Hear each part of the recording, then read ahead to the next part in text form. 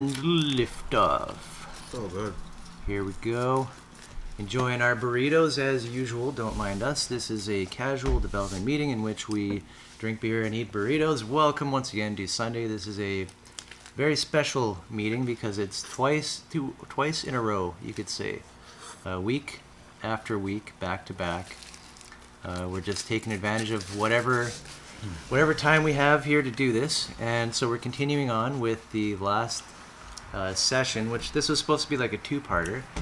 And just to introduce again, that the premise behind that was we done all this meeting for over a year. Then we were this entire year we were meeting about to develop a book, right? So it's kind of like the point of the book was to kind of consolidate all of this Portal Mountain stuff we've been doing for years now, right? Mm-hmm. Consolidate, and now we're kind of what I was initially thinking was, okay, let's we got to move on. The book is well outlined. It's got tons of notes. I just need to kind of start organizing notes and all that. So my thought was, let's stop talking about the book, at least for a bit, and start moving on.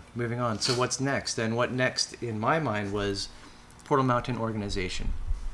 We need to get real, get grounded, make something actually happen, become explicit in expression of protocols and all this kind of stuff, so that we can bring people together in kind of a more flocking behavior, making that more possible with explicit expression of, say, protocols, and so people can know what's going on, right? And so I was like, okay, our next live meeting series is going to be organization, about how to actually organize, how to use this to organize. And so Zhenya once again brings us back to the blueprints, as he calls them, and we just did this kind of arc in the last video we called Portal Mountain Cosmology. It's really about the APS, the abstraction, the building block kind of section, because we need to lay the foundation of building blocks in order to build more building blocks of organization on top of that, right? You can't have organization without knowing how are you organizing, right? So that's where we've come up here. I would frame it as, in what context are we organizing what we're organizing? Right. So to understand what to organize, you need to understand where you're organizing it. Mm-hmm. And what your pieces are, what your puzzle pieces are. Right, and that's the subject of cosmology itself. What are the pieces that are available to us? Right. And so we are organizing in a totally different way from normal. And I've noticed so many books coming out like the last 10 years about like holocracy and this like holonic organization, and basically all these people are seeing it. They're seeing that there's something, there's potential here happening, and they're trying to bolt it onto existing organizational structures, which it's kind of like, oh yeah, okay, so you have freedom now and you're kind of a team, but yes, you still have a manager you report to, and you don't do anything without that, or they're trying to bolt it together. We need to go for the full solution. Like, we need to go top to bottom, full stack, potential, complex adaptive systems, all this kind of stuff, right? So yeah, it's interesting that this topic has been coming up. I think it's very topical. People want to know how to organize in a peer-to-peer manner, especially considering when people are more likely to think that society could just collapse, and like or portions of it could collapse, supply chains could collapse, things could become super expensive, and you're like kind of we're forced to confront this fact that we don't know our neighbors, we don't know how to cooperate with our neighbors, we don't know how to do anything together, right? Like, we're at such a far end of commodification, the process, that we are like literally helpless to even work together to accomplish anything. It's all through this corporate type agency, right? And that's the trap that we're in. So here we are. Well, that's like the context given in the most final state as as a society in its current state. I like to bring it back to that. That's kind of like an overarching context. Yeah, yeah. So the point of the discussion of something like the complex adaptive systems, or the under overarching umbrella term that we use for the whole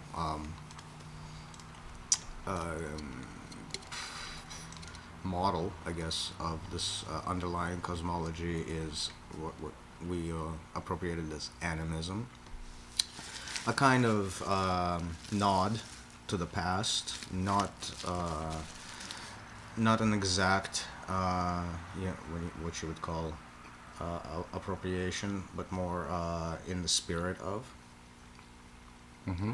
Interestingly enough, funny word to use in this context. Appropriate. Yeah. But really the relevance of this and why would you want to step back so far into such fundamentals as to why you... Yeah, it's pretty wild. But by talking about what to organize on top of the last point of our discussion, which was the APS, how do we deal with the... what do we structure there specifically is that animism is a model that talks about how nature, if you want to call it that, structures itself through emergence. Mm-hmm. So by leaning on the same principles, if you will, we can begin to start dissecting how that looks like past the point of the obfuscated meta-narrative that we described earlier.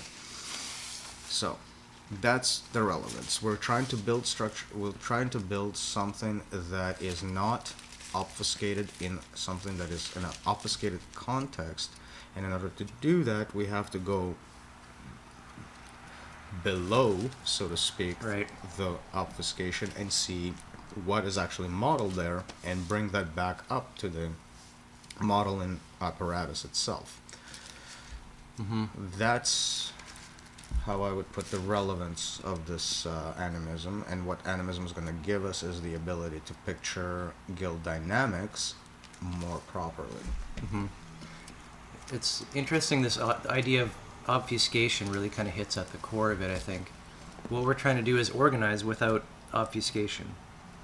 And the obfuscation is like, well, do your job. Why? Because I'm going to pay you, right? I'm your boss. Do that, right? This is an obfuscated little narrative chunk that doesn't connect to any of the world. It's just like, it feels arbitrary, right? All of society's constructed like that. Transaction. It's all like kind of circular, self-referential mind games, in a way. To see obfuscation at work, one only needs to look at a balance sheet, where you have your qualitative signifiers reduced to numerical quantifiers of where money is moving from where to where to where to where to where. So all of that transactionary nature, at the end of that tunnel, what got put in and what got put out, goes through a black box essentially. Mm-hmm. By black box, I'm not talking about nobody can follow it. Obviously, you can follow the numbers. What I'm talking about is the reason for doing this, combined with the reason for doing that, combined with the reason for doing this, combined with the reason for doing that, have absolutely nothing to do with each other. And in fact, these activities could potentially step on each other's toes. Right. Not to mention have an outflow of unaccounted for consequences. Mm-hmm. That's the obfuscation, the lack of meaning in any of the activity. Right. And then, of course, you get destruction. You're introducing entropy into the system by unaccounting for things. In your accounting, you're actually unaccounting for it. Right. What's being left out of the account is also significant. Right. And this is how the environment gets destroyed. People get in various forms of slavery. I'll give you an example I just read today. The headline read, the majority of the garbage patch in the Pacific Ocean consists of, wait for it, fishing gear. Mm-hmm. Now, put it all together, fishing gear, activity, obfuscated activity. Fishing is not done to eat, fishing is done to make profit. Right. Eating is a side effect, Mm-hmm. a consequence of the fact that what makes this... eating is just what helps make it profitable in the first place, but the point is profit, not eating. Mm-hmm. Mm-hmm. And in neglect of everything else, the area in which fish are drawn from for said profit is being contaminated to the point of being unsustainable for that activity. Mm-hmm. Obfuscation is, in the sense, is kind of a shit rolling down the hill Right. with nobody cleaning up the mess. So, like, what's being obfuscated is, well, the entire environment about to be polluted. The fish stocks getting decimated, wiped out. The So yeah, all environment for is- money. For money. It's because money. People are here doing this because they need to get paid. The- Why? Because they need to live in a house. Because blah blah blah. So the environment, the actual natural environment is hidden away through a layer of monetary transactions. Nobody thinks about the environment, everybody Mhm. thinks about the transactions about the environment. That's okay. Anyway, Mhm. we can pound on this forever, but I hope that at least secures where we're going with the concept.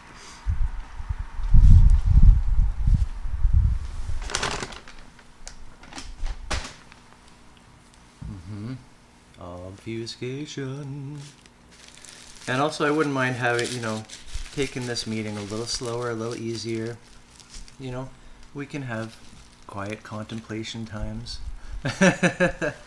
Well, one thing I can say about animism is that it is something to meditate on as an object of reference.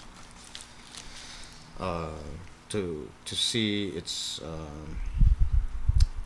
expressions, if you will, in various activities around the world that you witness. Mm-hmm. Like it is in itself a positive meditative tool as on its own. So there's that. Right. So we could definitely talk about it more like relaxed, Yeah, so I'm just thinking, like, it's so like interesting. two hippies discussing the universe. Like, anyone who looks around, they feel this zeitgeist, as we've called it, right? They feel the void in their soul or whatever, or they feel however we would put it together, right? A So- lack, yeah. A lack, which is how we define the soul. An indescribable lack. Like, So, but it's everywhere. It's in everything. You see the same thing everywhere. Like, nobody is really present to any moment. It's all just agencies waiting to exchange, input and output, input, output. Like, it's all reduced to machine. It's everywhere. So this is why we're pointing to, okay, like, all this pollution, environmental destruction, apocalypse, whatever, economic meltdown, like, all of this stuff is because of it. It's all felt as zeitgeist, and it's all related to these fundamentals. It all comes back to how we behave in our environment, right? The way that we interact with our environment as a machine, in an obfuscated machine, right? which and the that's why we- environment is itself one. That's why these are the fundamentals. These are the blueprints, because we need to understand what's happening to us and what we are participating in order to change that. There's no other way, because Or to work with it. for when you're raised up into this system, you're blind to it, because it's everything. All there ever was is obfuscation and arbitrariness, right? Right, like for example, anything to do with the environment is a hobby, or a research project, or anything besides the point of actually of the activity that would pertain to doing what's good for the environment. Not just good for the environment, but just not doing something that would damage it continuously and perpetually. Forget about just like doing the goody good stuff. And it's like it's so weird. There's this runaway process of like competition, competitive behavior, hoarding, collecting, that causes, and this is the breakaway situation. If you're a tribe that's going to be warlike and protect lands and create alcohol and all this kind of stuff, you have the advantage. The tribe that doesn't do that, that's so taking all pretty care of the environment and whatever, they just get fucking steamrolled. Yeah. Right? Yeah. So that's like civilization escaped from the medicine of the elders. It could not follow civilization into its plateaus of commodification. Probably by the first because layer. there was no commodity because the commodities are supplied with the mythology reinforced the civilized structure as opposed to the natural world that preceded it. It was rearranged into religion. Right. So that's So- the origin story. So That's we're going why to, we're going so deep into this shit. Yeah, and so we're going to go back and deconstruct what religion has done and put it back into its rightful place, so to speak. So it's not going to be in and of itself. It's not going to be a religious activity, because again, this is deconstructing what religion has done to begin with, and it's not going to be an excessively spiritual activity in which it is about the content of the interactions between whatever entities that are quote unquote animate. Right, so it's not about like the talking to trees sort of discussion, and it's not the entire the universe is all one sort of angle either. Although I think some kind of notion of that might seem similar. We're gonna try to avoid stepping into that shit pile, as I like to call it. Yeah, well, if we are moving, so we're doing something about this machine, this society of crazy interactions, but machine-like obfuscated interactions, obfuscated meta-narrative, right? The sound bites, they all don't make sense. This is where we're at. Everywhere you look around, it's all machine-like behavior. We need to take this animistic approach to say, okay, these objects, even including each other, there's more to it. It's not just an input and an output, okay? It's alive in a sense, even in the sense that our own inner neurology is morphing and shifting and changing as we encounter that. That's where the change is happening, right? So you're pointing to the fact that yes, there are algorithmic qualified algorithms that take input and output, but on top of that, there's a qualitative element that is being completely ignored by these qualitative shenanigans in games. To me, that's where animism points. Is to like stop being so rigid and structured and stop reifying the shit out of everything. Right? No, animism points to the fact that above all the quantification, a layer of qualia exists as an emergent element that is being systemically neglected because it cannot be quantified. You can put in a number or a label for it, but it's not going to reify back without its expressions maintained qualitatively. So qualia talks about qualia, quantity talks about quantity, and there is a skill involved in reifying up and reifying down. Reifying down is is the easiest to take a symbol and represent it in something.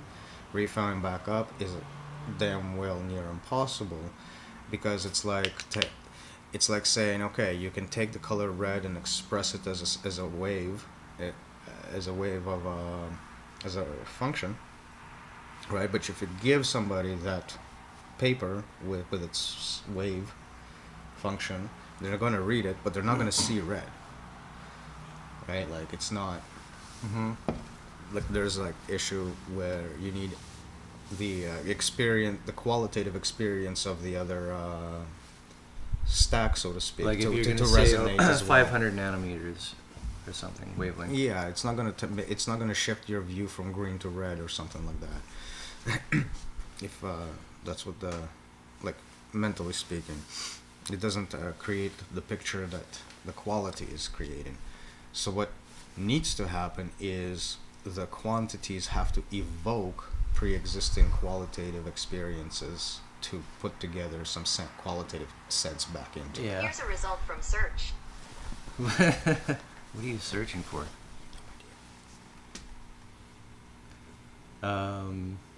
Yeah, so when I say reifying the shit out of, I'm talking about like and not sensing what happens when you utilize those reifications. That's one of the things that I associated with animism, but I don't know. Animism is simply to say there's a qualitative universe on top of the quantitative one which can be represented directly.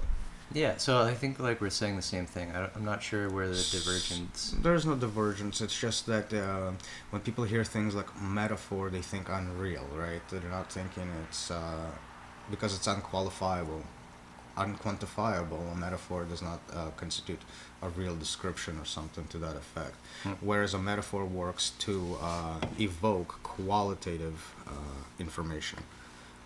So when somebody speaks about skill, love, and beauty and all of these kinds of things, right, it's not going to be talking about things that you can immediately say, oh, this object is objectively beautiful because of such and such criteria. Every such criteria will be arbitrary. The point is that somebody else feels beauty, and you can say, you can talk about beauty from a sense of this evokes beauty in me, this evokes beauty in them. They can both talk about what beauty is. They can't explain why. Again, see, there's a reification problem. You can't really talk about why something is beautiful unless you evoke the same emotional responses in somebody else. Mm-hmm. So I have to like write a poem about it, and I'm not going to. Right. Okay, so should we maybe recap the charts that we did last time, like that cosmology, and then just kind of carry on with complex adaptive systems, or? I think we should backtrack to space and time. Space and time, so that we had primordial archetypes. Not even, just the concepts. Don't need the chart. Okay.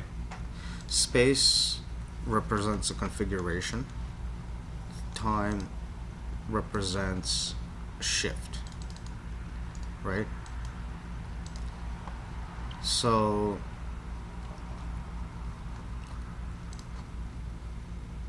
together, space and time, right, represent a variation in configuration. Right, so you got your spatial whatever abstraction, and as time moves on, this abstraction changes. Whoa! I didn't even check chat yet. So when was this? Steve says observer's point of view ? I don't know when that was though.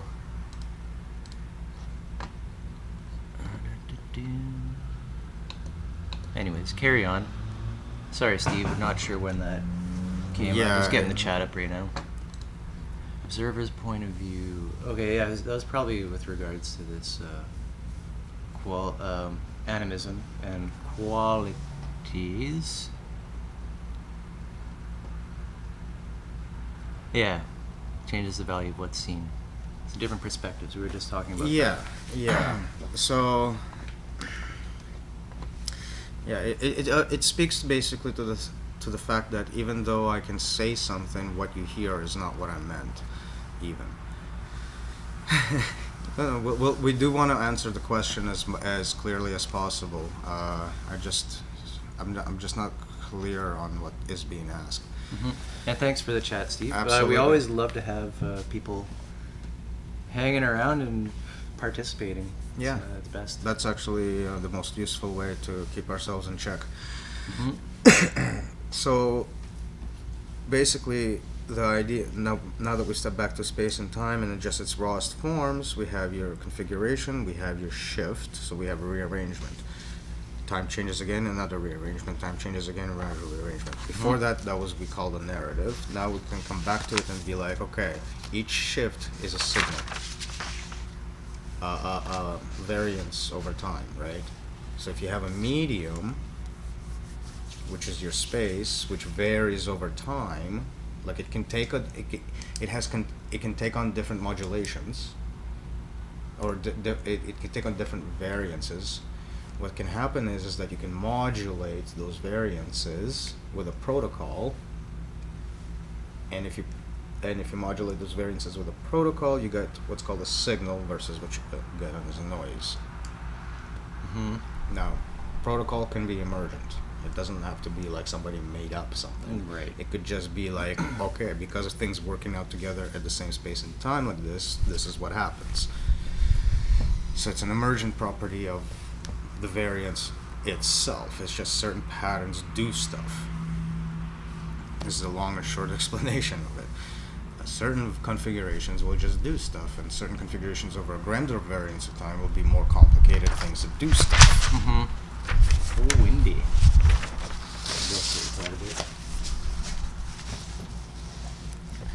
So here we have a differentiator between variances that are signals and variances that are noise.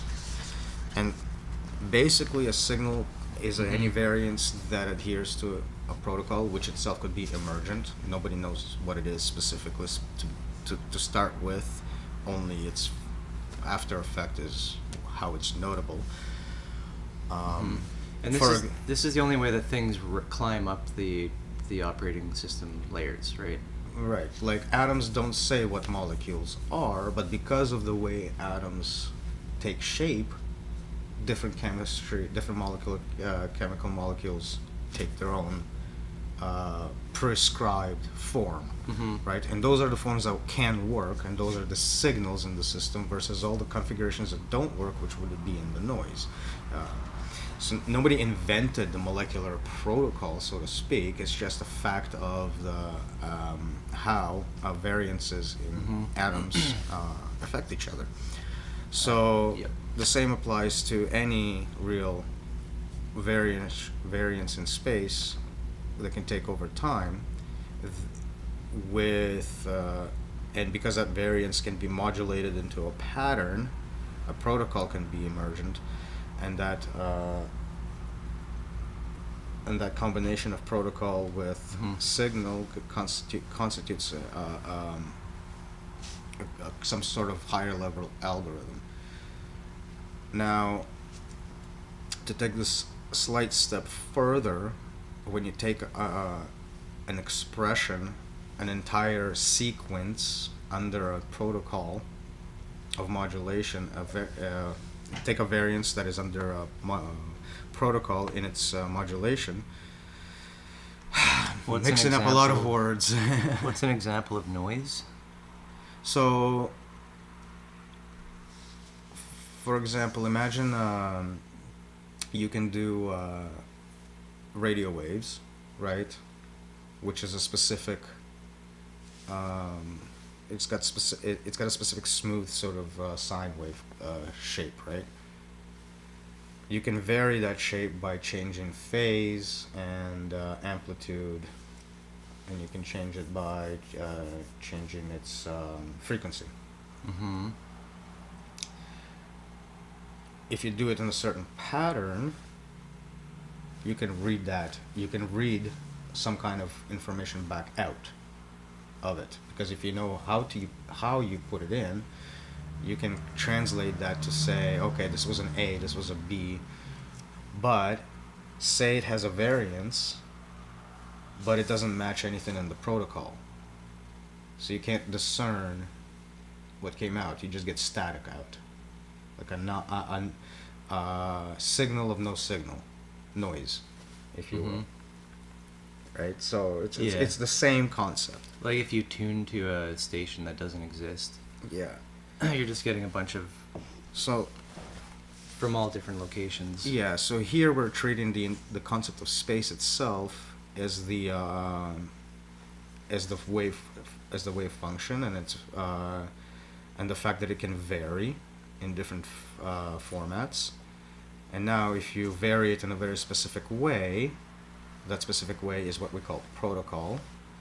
You have a signal to noise differentiation, and that signal can be picked up by the self-same protocol on the whatever is reading the variance.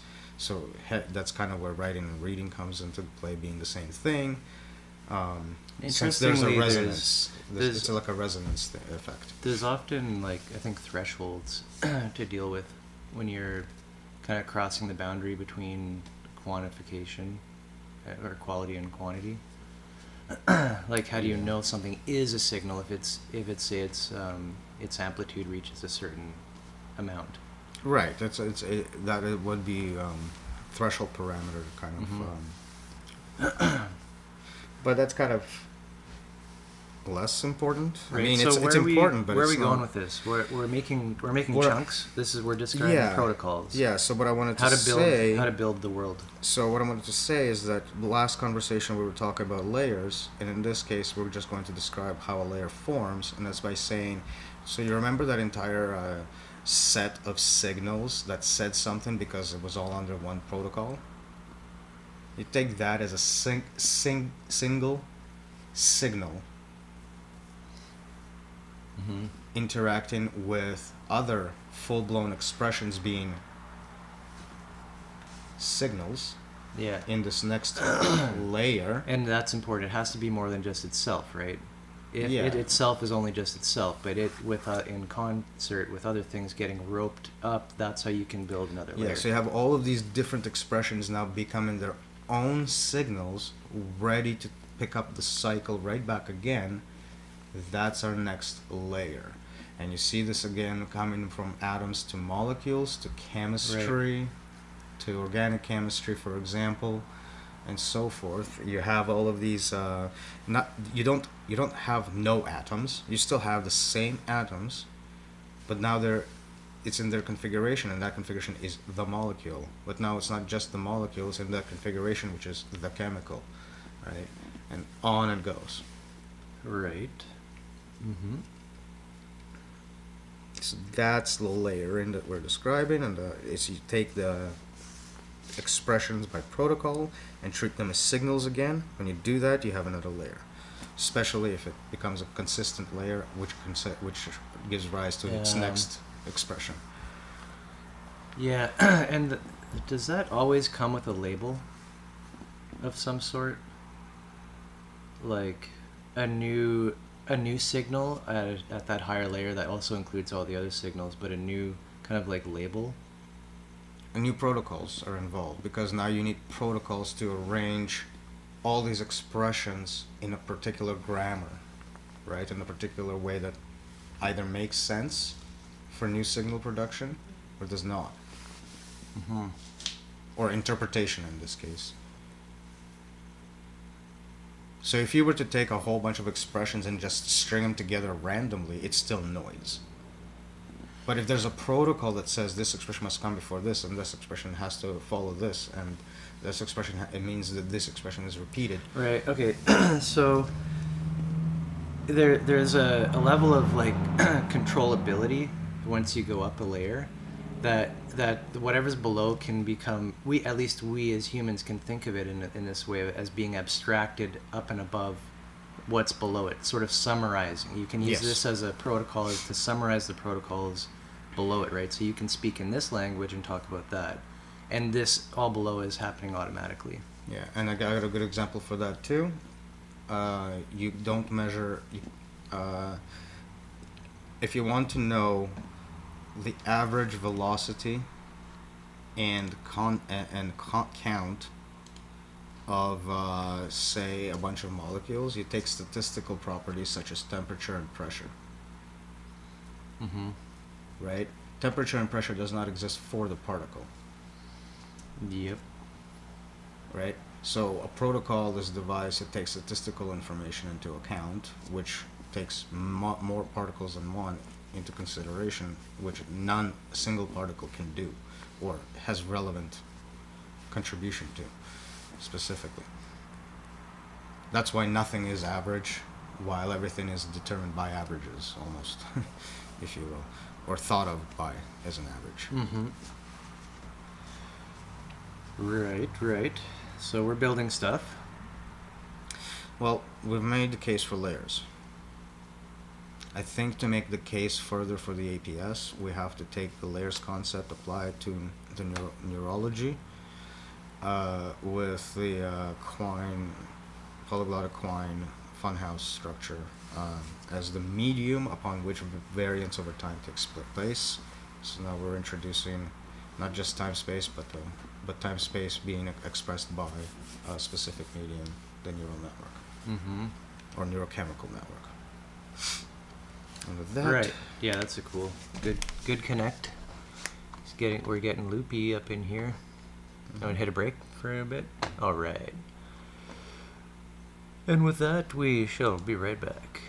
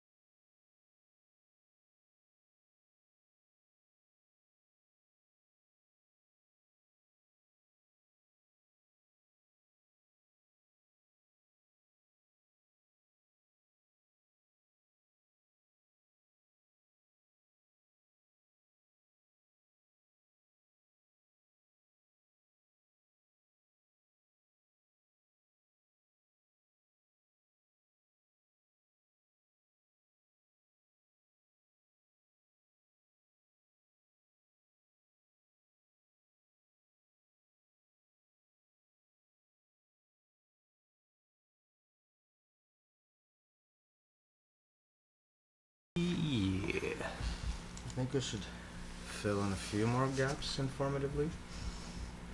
We need a Cool. concept called membrane. Membrane. Membrane is when When you go insane?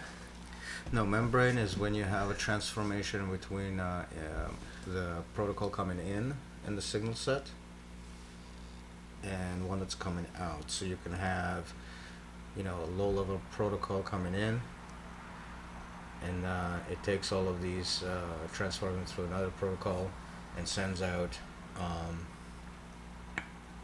and reinterprets and sends out a bunch of expressions on a higher level protocol. For example, a bunch of expressions so that a higher level protocol has signals to work with. For example, so these movements from different signal to protocol translations go that point of which one go becomes another is called a membrane. So like when a needle hits a vinyl record, Yeah. there's a transformation of the protocol from the etched pattern to the vibrational pattern of the needle, right? Like that could be thought of as a membrane, in which there's a skip from a completely different medium almost. Right. A different space-time reconfiguration. So a membrane is a point in which there's that transformation. Like a mouth chewing food. Sure. It's a very generic Chewing abstract a concept. burrito, perhaps. Right.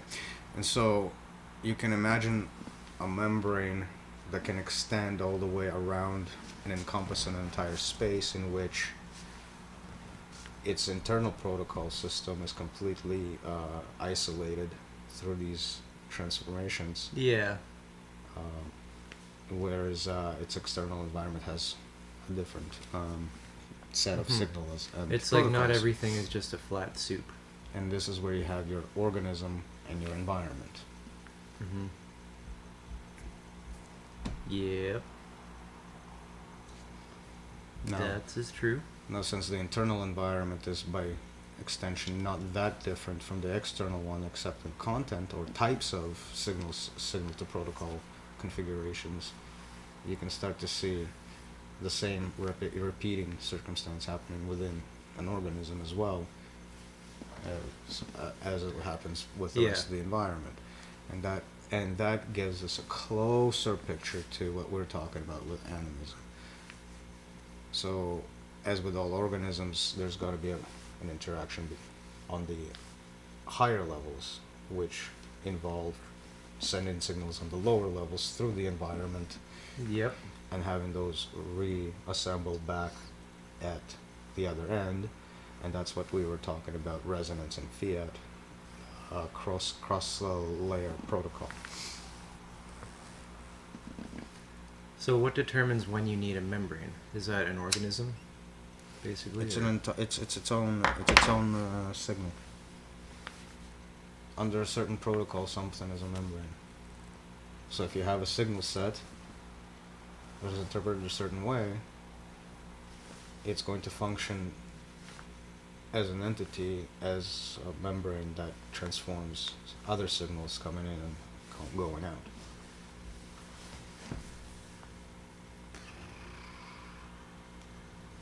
Like molecular interaction, in general, you wouldn't think of as there being any membrane between any particular molecule and another one. No, a membrane. You can see the membrane in action when you have a chemical reaction. Because on the atomic layer, you have all of these electrons exchanging positions and all of that kind of stuff, right? Okay. And all of a sudden, the chemical starts talking a completely different protocol. So, chemical reaction would be the membrane point in time, from a switch from one protocol to the next. A catalyst is the exact same idea. Okay, that sounds very generic. Mm-hmm. Yeah. The point is that it's semi-permeable. Not everything going into the membrane as signal is going to have an output in the other end. Oh, Steve says, what about when someone consumes something in transition and changes the original value of what's consumed? For example, when a Venus flytrap eats a fly, does the signal or vibration of the fly still exists?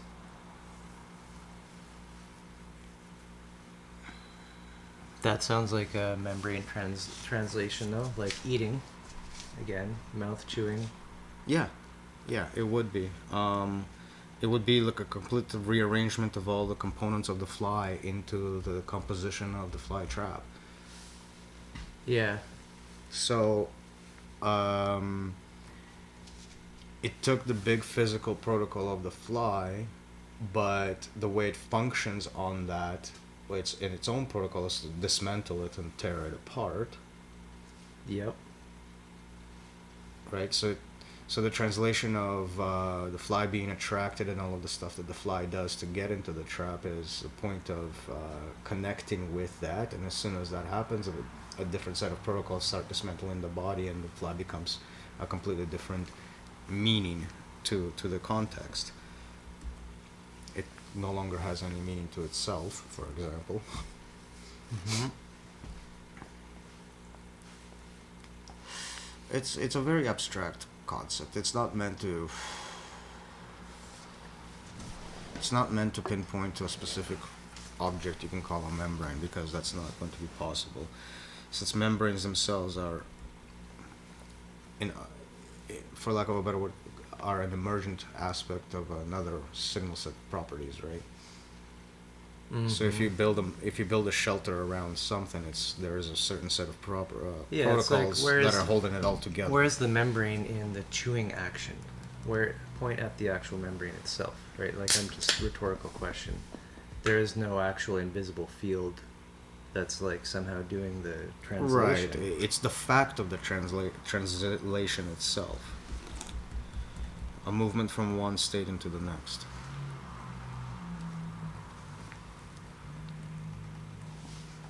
Only recently researched animism. Yeah, and Primary topic here today. yeah, and I want to reiterate that we are using the word more like a homage to the old concept, but we're trying to bring the same perspective on the outer world as it did, just like lacking the lacking all of the poetry that used to come. The superstition. Well, it was poetry turned into superstition, but that's a long story. Yeah, that's a misappropriation or whatever. The point is that it's more of a homage, and we're going to try to point to the same perspective, just without the woo, if you will. And we can do that now, I think, even in our small exposition so far, because if we're talking about everything just basically sending out signals, receiving signals, interpreting signals, becoming expressions, Yep. then it does sort of paint the picture of everything is quote unquote talking to everything else, right? So we're not saying everything is like using English words to describe everything to everything else, but there is a picture of non-stop communication between all of these different complex structures that self-adapt to what is being communicated over time. And if you kind of compare the picture that original animism, how everything is sort of got spirit to it, then this kind of definition also points in the same direction of everything is communicative, and it's a matter of, I hesitate to say kind of enchanting it, right? But it is sort of points in that direction that in order to get something out of the world, you talk to it in some way or shape or form. So in the old days, that used to look like actual ritual, and that we see commodified as like tarot reading and all of these kinds of wonderful trinkets. that we have, but the essence of the idea is still relevant and useful to orient yourself by. Um, at the very least, taken as a truth or taken on faith, if you will, then it's a disposition towards the world that is far more benevolent, as you can kind of consider it being self-similar to some degree with yourself, in that all things are, quote unquote, in communication, in talking, in a conversation. So, Mm-hmm. so the conversation being a very loose term, obviously, given what we've just described with signals and protocols and Right. all of that. So we're not, again, talking about English. We're just talking about the quality of talking itself. And this is very different to how you interact with an environment that you, through, like, I guess, reification. I was going to say the word that through unsensed reification. When you interact by, without, there's no two-way sensing or anything like that. You assume you know how the world works and you just download onto it, right? That's kind of the way the world works as it is. Today's world, right? This is a very different thing in that anything, I guess, it's all, I guess, I like that, like the description, it's all like a big conversation. Even, like, I mean, I like the example you bring up often when you stub your toe and you yell at the table, Mm-hmm. right? The table, so you've just had an unconscious kind of animistic interaction as if the world was alive around you, right? And then you go back into your thing and, oh, that's just a table, right? Mm-hmm. And another example I love to use is if you just watch children. To children, the world is an interactive uh, place. Like, even if they know, like, a toy is definitely a plastic piece of thing, whatever the fantasy it's part of, in that fantasy it's alive. Right? Like, so children naturally animate things through themselves that way. And this is the example. Like, things aren't animate because they're scientifically animate. They're animate because they're animate within your world, the perspective that you're in. Neat. Orgone generator. I've heard of that kind of stuff. I don't know how related it is.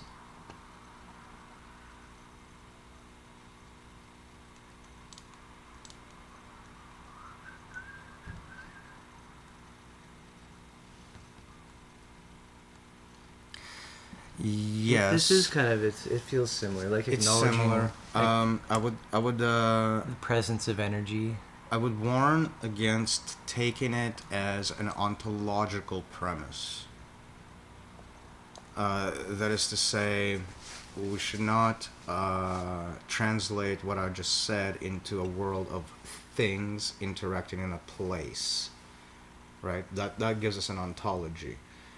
We want to sort of look more at mechanisms that are applicable into anything in any space, right? So it's not building an ontology. It's not an ontology, but out of it, an ontology can be built, and one of them can be like the old animistic representation with the trees having spirits and whatnot, and I would call those things superstitions, but not in the bad sense, but more like in a provisional sense. There are useful superstitions that one can use as a mental trick to sort of orient themselves in a specific way without necessarily having all the nuance behind it. But the nuance is what really ties it back to its relevance and its importance. Mentions the membranes.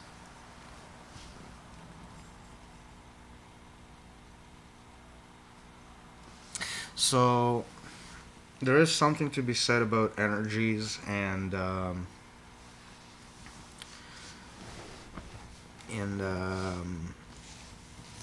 don't know about creating lines of communication, because one of the things we need to get to is fiat and resonance. And what I mean by that is, when you hear a certain sequence of words, you don't get to choose what you just heard. And if you look at it even more closely, because you don't hear individual words out of context, but rather you hear them as part of sentences and thoughts, you don't also get to choose what you just understood those words to say. So lines of communication, I would say, are both open to begin with, so it's like an abundant thing, like it's not a scarce resource, if you will. A line of communication is not really a scarce resource, but because everything is bundled up into whatever protocol is being used to understand incoming signals, if the protocol is mismatching, what resonates by fiat, aka there's no real choice on the matter, what resonates may not be necessarily what was intended on the initiator.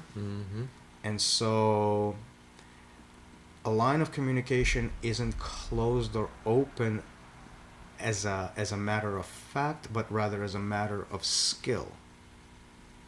So if your intended resonance isn't resonating one way, a skill means that you can take that feedback, create a different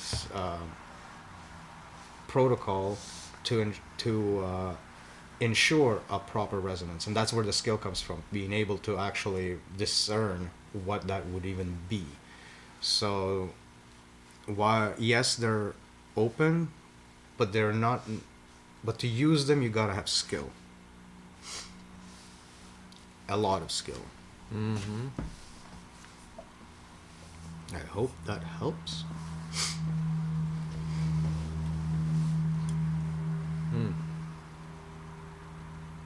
Well, it's like the world is abundant, but you have to know how to freaking get shit out of it to actually live in it, right? Just because it's there doesn't mean there's nothing to do before you can make use of it. I like my primitive living examples. It's like, yeah, you can, all the rocks that you need are there, all the trees that you need are there, but you still need to grind yourself an axe. You still need to cut yourself down the actual material.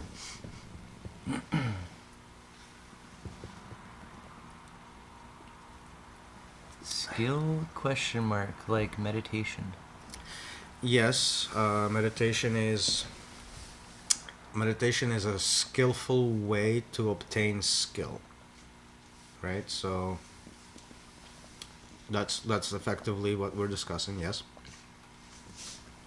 And it's being in the moment, right? It's a skill of being in the moment, understanding the moment's entire context, and taking the action not based on what is wanted or prescribed by some delusional dream, but by the context and the moment in which one is, that requires whatever action that is there. So a functional sort of view of the moment, rather than an idealistic one. So meditation is a way to bring yourself into the moment and being able to discern that context. So yes, skill would definitely come from meditation itself. That is that is the correct way to see it. What's our arc here? Like, I keep. So, It's a lot for me. Like, this is not my. Well, the case for protocol, we were talking It's about. not my happy place. We were talking about the APS, the last time. Mm-hmm.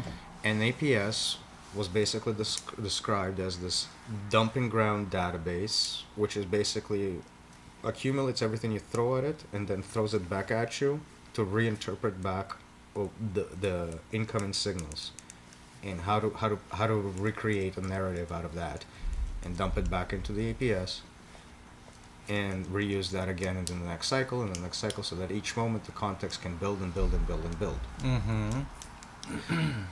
Well, we've just talked about signals coming in, and the only way they make any sense is by a protocol. The APS is the protocol supplier of the entire memetic composite system that churns out the spectacle of objects that we see in our perception, pre-categorized by what they are and what they mean, so that we don't have to, hence the fiat again, we don't get to choose what these objects are or what they mean. We just get the full picture after the fact and then reinsert that back into the next phase. Right, like certain things you know are going to be painful, and so you try to avoid them, like off the bat. As soon as you see it, that means avoid. Right. So making these connections, right? So last week we discussed that protocol, except we didn't call it that. This week we're discussing the layers, and we're saying, well, this is where the APS is actually coming in from. It's like a protocol layer to build up the thinking, of self-aware thinking agency. Mm-hmm. So that's the arc.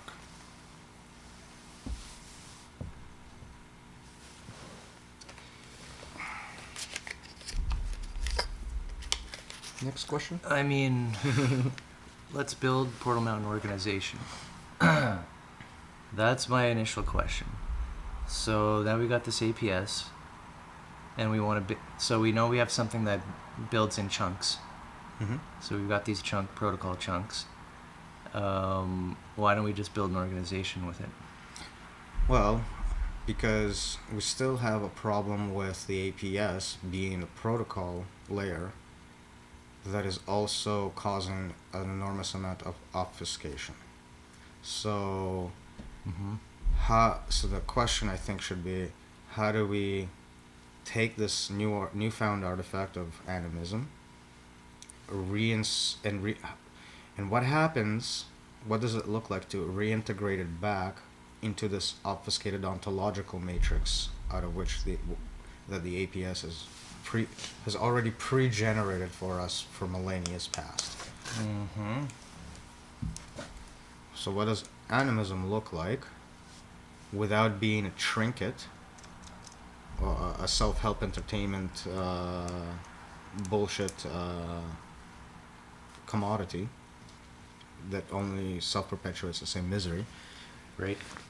How do we transform this entire picture of animism into an obfuscated ontological matrix? The answer to which is the Guild Institute, taking the shape in terms of the guild dynamics, which is the same shape as the animistic shape, but also has points of a reference back onto the ontological matrix, so that it's not seen as that. By guild dynamics, you're talking about like the guild structure, proximity guilds, natural guilds, fundamental guilds. Well, more like, so that's part of it, but the real guild dynamics is in the proximity stuff, in which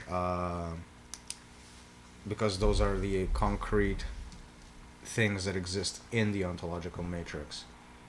So we have all of these proximity guilds in the ontological matrix, and their guild dynamics, which lean back onto the natural and fundamental guilds. Right. The concrete. Okay, and so that's kind of the basis for our organizational structure, is you've got these proximity guilds and they're interacting. They're ephemeral, for example, one thing that doesn't exist in the ontological matrix is ephemerality. Things are things, and yes, they can be destroyed and whatever, but when they're things, they're like permanently there until they're not.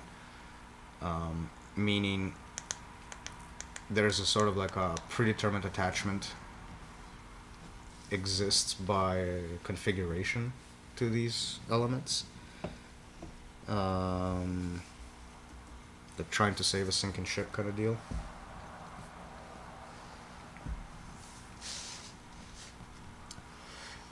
What I mean by ephemerality is that to the guild, it does not matter that a specific proximity guild popped up and disappeared. Like, their dissolution is not itself a tragedy. Mm-hmm. Right, and this kind of reminds me of the like agile economics, where you have a demand, and once let's say a corporation pops up to supply that demand supplied, corporation is gone. Exactly. There's no permanence in this landscape. So you don't work to maintain yourself alive, so to speak. You work to do things that need to be done, which has a nice benefit of keeping everybody alive in the long run. Right. Mm-hmm. So you can kind of say that fear of death is not included in this package whatsoever. And I don't mean like dying. I mean like things disappearing, conceptual entities, existing only for a time when they're needed, and then not crying about it when they go their merry way and when they're not, so as to not waste everybody's resources on something that doesn't need to be done. Mm-hmm. Right, getting trapped in somebody's arbitrary dream of Production. getting rich. Overproducing shit that nobody needs, and Right. forcing a demand as opposed to stopping and reasserting. So that's really a huge part of the guild, I think, is just making demand heard and putting it together, like collecting demand. And putting it in the forefront. Because right now it's in the back. Right now supply is at the forefront in search of demand and forcing itself into places it doesn't need to be. Because capital has these big corporations that need to justify themselves and their existence. And the only recourse action is to provide more supply, rather than actually working through the stack of demands that actually is already there. And the supply of artificial demand as well. Yeah. Yep. So I think this really ties in what I was hoping to tie in, like this idea of protocol being the APS. There's where the connection comes from, the universe, if you will, at large. We still have the murky ground of the medium of the mind itself, which is our funhouse representation in terms of the quine. But I don't know if there's value in talking about that now. Well, I guess my idea is I want to be able to, of course, move towards Portal Mountain organizing. So we need, I guess, just these fundamentals of how we're chunking reality into bits, and then how are we putting that into some type of corporate structure. So let's take our ontological matrix as the dream cosmology layered on top of our cosmology. Right? So we applied the APS protocol, we created the ontological matrix. Mm-hmm. All we've said so far is that if we carve out a circle, an imaginary circle inside of it, to say inside the circle is guild, outside is not guild, if we do that to create that membrane, the first thing we have to acknowledge is that within this, there is a representation of the complex adaptive system. Within that, there is a representation of how the ontological matrix is built up. So it has those unique representations within it that the outside lacks. Mm-hmm. And it mirrors the complex adaptive system representation by its own structure as the proximity guilds. So the proximity guilds mimic that same structure that it also carries as a model explicitly in terms of animism, and also explicitly in terms of guild dynamics. I have a feeling like if we made diagrams or charts, or like even if just while you're talking, like I drew it out, like we could draw out structure, but like, yeah, I don't know. It's a lot of moving pieces, and like we can go into any little piece, and okay, I can get the little piece and whatever. But yeah, like I just don't have the visual on the practice.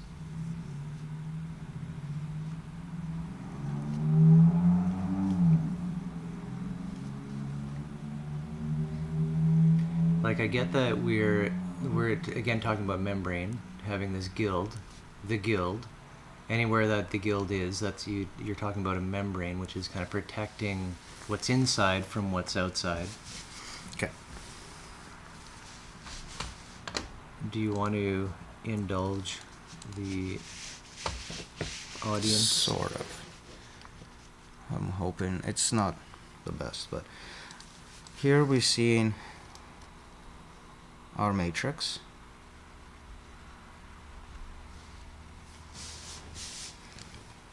So it's an ontology. Here we're seeing that every circle is a guild, a proximity guild.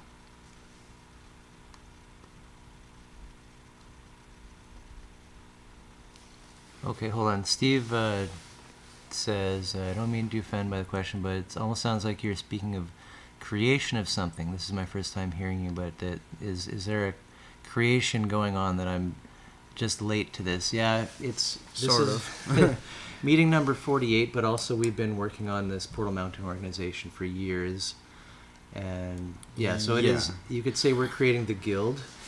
Yeah, it's the idea is that we're participating in its creation. We're trying to also put our money where our mouth is, and say that this is what we're thinking is not necessarily just a mental exercise, that there is a way to represent it in the real world.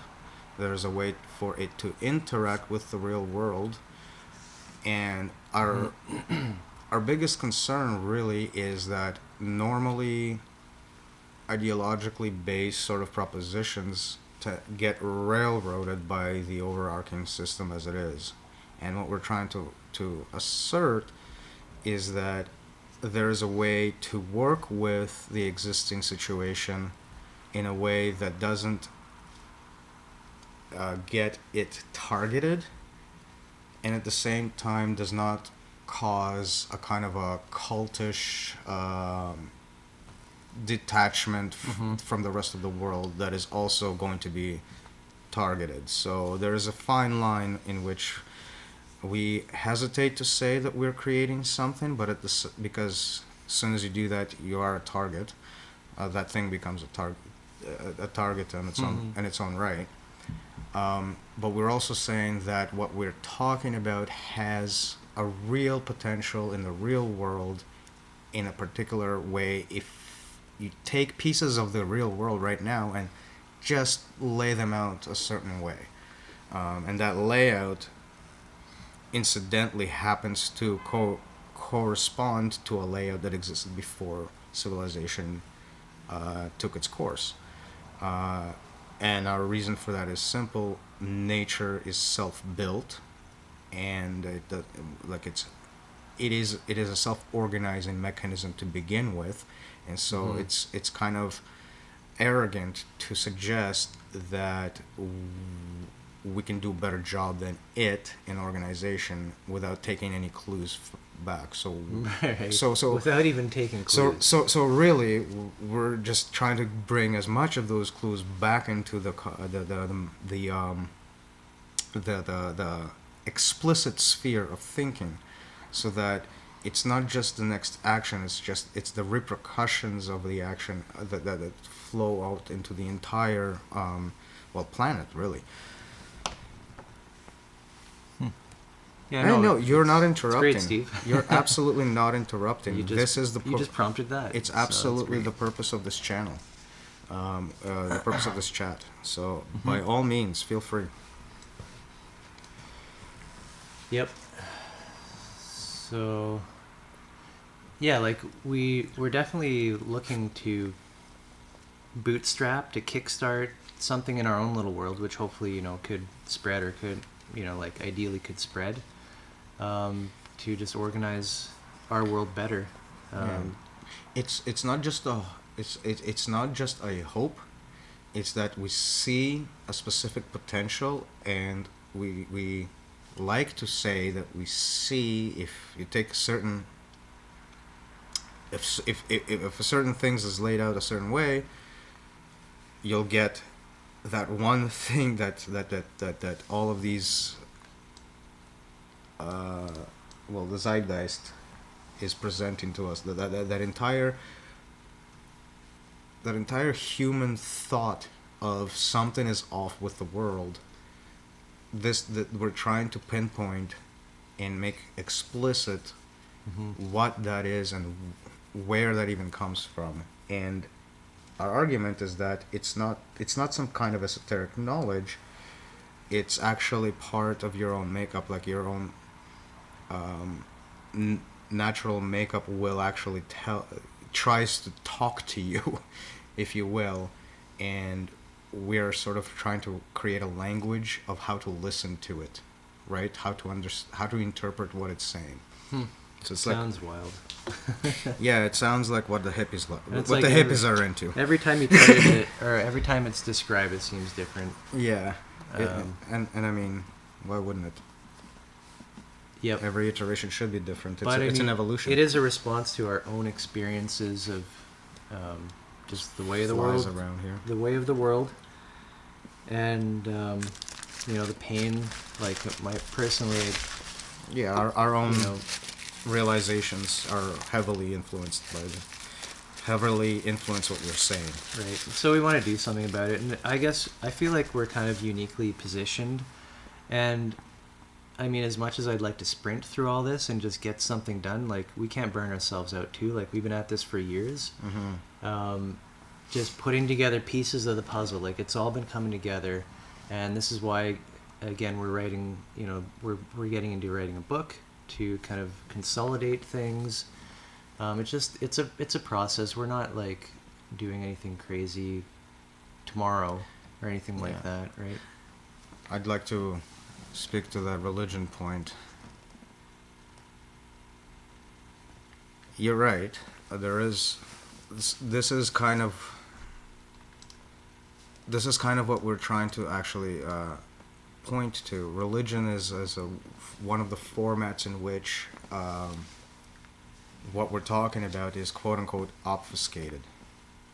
Right? A religion will create a transactional set of rules that either place you in the category of good or bad. Right. Yeah, we were just talking about this earlier today too. And so it doesn't really matter what context these things appear in. It in fact, that's the whole point, is to erase context. Right. So religion as a machine, basically grinding people out or into the group. It's so, and the reason to remove the context is so that your circumstantial position becomes irrelevant to how you're processed by the rest of the system or society at large. So if you Right. if you steal bread because you're starving, you're still stealing and therefore punished for theft. And now you don't have hands anymore. Unless you have some kind of mercy rule, which is just like a safeguard for people not to feel too cruel about their about the kind of heartlessness that they're engaging in. Right. So Ugh. there's like Yep. this. Yeah. Yeah, it's all very mechanical when you look at like the way that religion has gone. It's always been mechanical, an exchange. So let's try to kind of Yeah, what were you drawing there? describe what the circles are. So we have our ontological matrix. We have our encompassing guild, which is just an umbrella for. Okay, and so by ontological matrix, you mean like the pre-established. From last time. Yeah. So From what we did last time, but I mean the pre-established sound bites of society that allows a market economy to function. By you do this, I have this output, you have this input. It's a set of marketing sound bites taken in two directions. The first one is to consolidate global mythology. So you have your myth of merit, you have your myth of progress, you have your myth of nice, you have your myth of political correctness, you have your myth of gender, you have all of these different mythologies that people take to be real things. Stories that are taken, like meritocracy, for example. A lot of people believe that merit is a real thing. Right. Anyway, so that's one angle. The other angle is what formulates the ego, where you are in relation to said market. Right. So the market establishes the mythologies. The ego is the same mythologies as they pertain to the self, and the mythologies of how to climb whatever ladder there is within every mythological realm there is. So how do I become more nice? How do I become more merit bound? How do I become more progressive? How do I become more, I don't know, gender neutral? Whatever the hell the fuck you want to become more of. So it's the same mythologies, just reinterpreted in the relation to the self. And along that is the all of the secondary mythological rituals that get one to participate in whatever systemic mythology one decides to participate in. So taken together, there is no real distinction between any ego of one person to the other, but it's the circumstances that determine the exact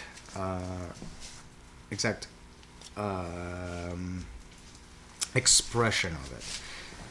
And so even though it's an expression of the same thing, it materializes in different ways for different people, and those expressions is what we call agency. Now, it might seem that each agent is different from the other, but if you keep in mind that it's this one and the same ego, what it all it really means is that each different agent only has access to a limited set of buttons that it can press within the system and within its market system to do something to affect it. That's the only difference, is that you get a different dashboard to press different buttons in, and should you step outside of those bounds, you get punished. And of course, like you may have a bank account with only a certain amount in it, therefore you only have certain valid transactions on the market. And so this paints the sad picture that even though everybody seems to be different, they are different just like everybody else, and basically not different whatsoever, because the system actually will completely normalize the whole deal. And just what will happen is that when an agency is, in itself is no longer useful to the system, it will simply replace it by another. by another to maintain the same Right. siloed dashboards accessible, so you don't so nobody oversteps their bounds. Yeah. Not to mention everybody being pushed down into the inferno of destruction. Right. Right, you got to keep up with the dashboard, Competitive or you get clawing and replaced. scratching of this whole fucking shit show that we've got going on. Precisely. That's the other aspect of it that is materializes out of the whole deal, is that you have agencies stacking on top of each other to scramble to the top for the best available dashboard. So this is partly, this is kind of like, if you wanted to see it in action, is how you find most of people not blaming the way the system is necessarily set up, but rather they would prefer to use the system to become the next millionaire. So everybody is basically a failed millionaire, and therefore Right. they don't want to kill their opportunity to become and finally reach that ego at the top, Yeah. I just wanted to point out something that just, I guess, or agency at the came top. to me. The fact that if you are working to actually address the system itself, there is no reward. There is zero. First off, no one will understand you. Next off, there's no market incentive. And third, you're a target. You're just wasting your time. And you're a target. You become a target, and that's what Right. I was referring to as a it's hesitancy. even worse, yeah. Yep. So yeah, lots of things to navigate, I suppose, in this Yeah. journey of the heroes. Yes. So, in this whole world, we're trying to set up a kind of a shelter. This is where the circle metaphor is from. We're sort of setting up a bubble inside of where you have all of these limited dashboards. And what we're saying, inside of this open space, the dashboard that's available to you is the collective dashboard of every okay, composition first. Let's talk Step about back. step back, composition first. Everything, the people comprising the guild are the same people that comprise the ontological matrix. So let's just pretend that there's a subset of people in the ontological matrix that have jobs, do all the things, normal people. The ontological matrix does not discern that there's difference between them and us and them, so it's kind of like hidden in plain sight. So, with that in mind, let's abstractly divide the inner circle versus the outer ontological matrix. It's the same people. So hold on one sec. What we're maybe here trying to do, just maybe can confirm this, but you were talking about earlier about this qualitative, the qualia being completely ignored by the system and all its reifications, right? What we're doing within this system is essentially emerging that layer that does take care of the qualia of how people feel. In other words, their demand, right? This is a system for listening and hearing what people are feeling and demanding. Well, the neglect is in the fact that it's not explicit, therefore it's noise. What we're doing is we're adding more content to the signal To make it not a noise. representative signal of quality. Right.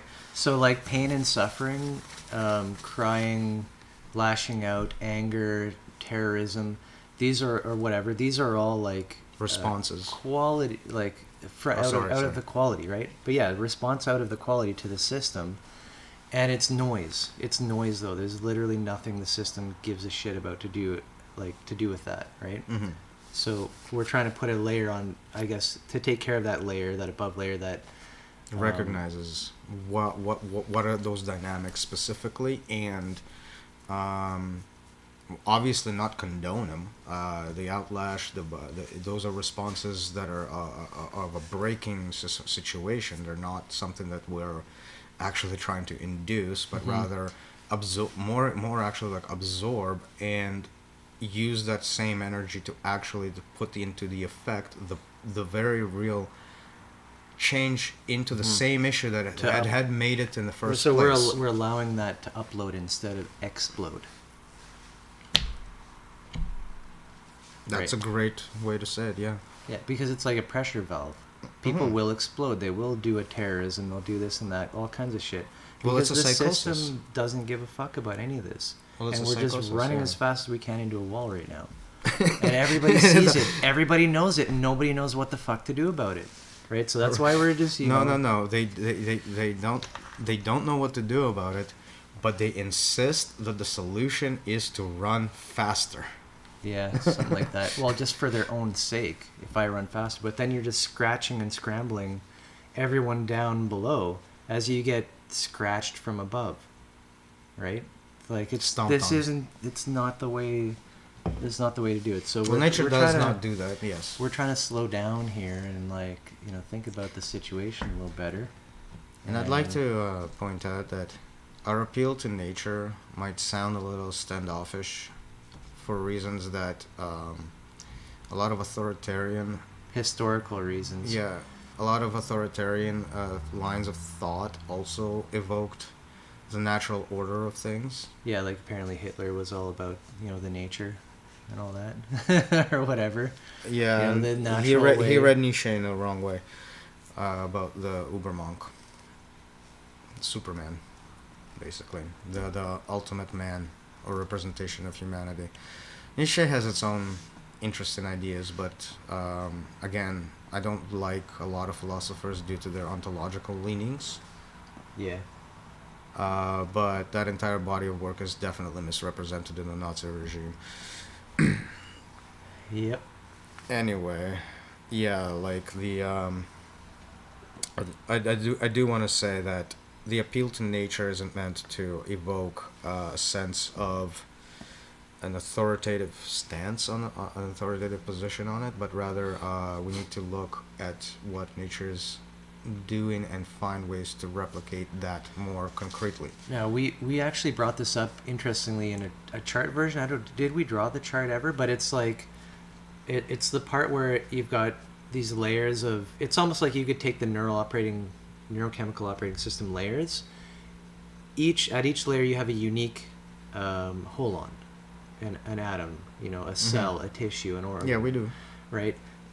But at a certain point, we're like, okay, ego emerges, and then you've got ego on top of that, and then you've got ego on top of that, Yeah. and then you've got ego. So this right away, it tells you you're creating layers arbitrarily, right? Like that's where we look at it, the definition of, because we want to be able to create systems that have unique holons going up. Right.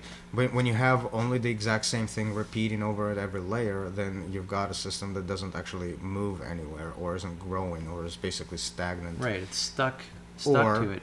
Or what else behaves this way? Cancer. Yeah. Right, just growing on top of itself. Like when your normal cells are supposed to differentiate for different function, cancer takes your DNA and creates a ball of just consumption that evaporates all function. I really like that picture, though. If we haven't charted that, we need to, because it looks so stark to just see, you know, these unique holon stacking, and suddenly you've just got ego, up ad infinitum, basically, until, you know, quote unquote top. But it's like such a stark departure from nature, quote unquote, right? Funny thing about being at the top.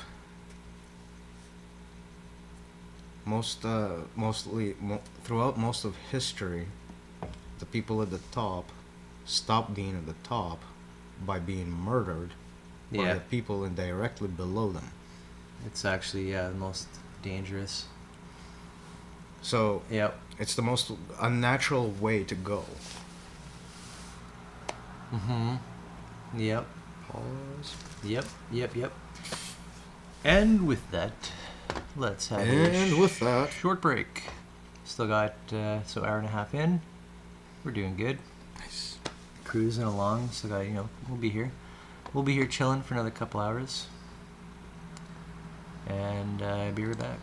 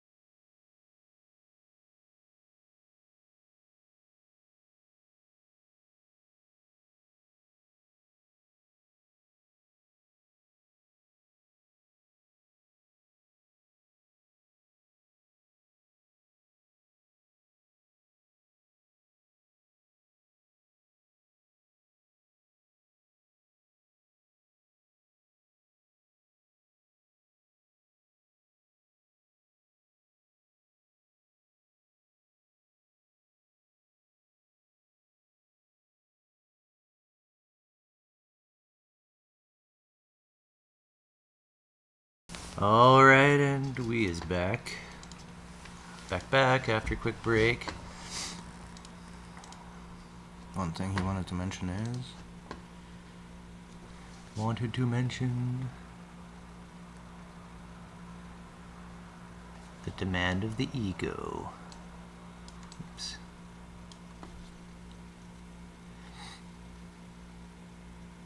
It is all-consuming. Common ground. Yes. Interesting. Yes, Yeah. Equilibrium. We're of the same position. Nature, it plays a dance. Nature is like a dance, whereas we've created what's called a competition, and then we've applied the mentality of competition back onto nature to try and describe nature, and therefore we get a very fucked up picture of it. But yes, we would agree with your assessment instead. I'm just posting what I think is the Portal Mountain lobby link, in case you want to join, Steve. I'm not sure if you're there or not. I'm just kind of assuming no, but for anybody else. The split mankind as though we should have been.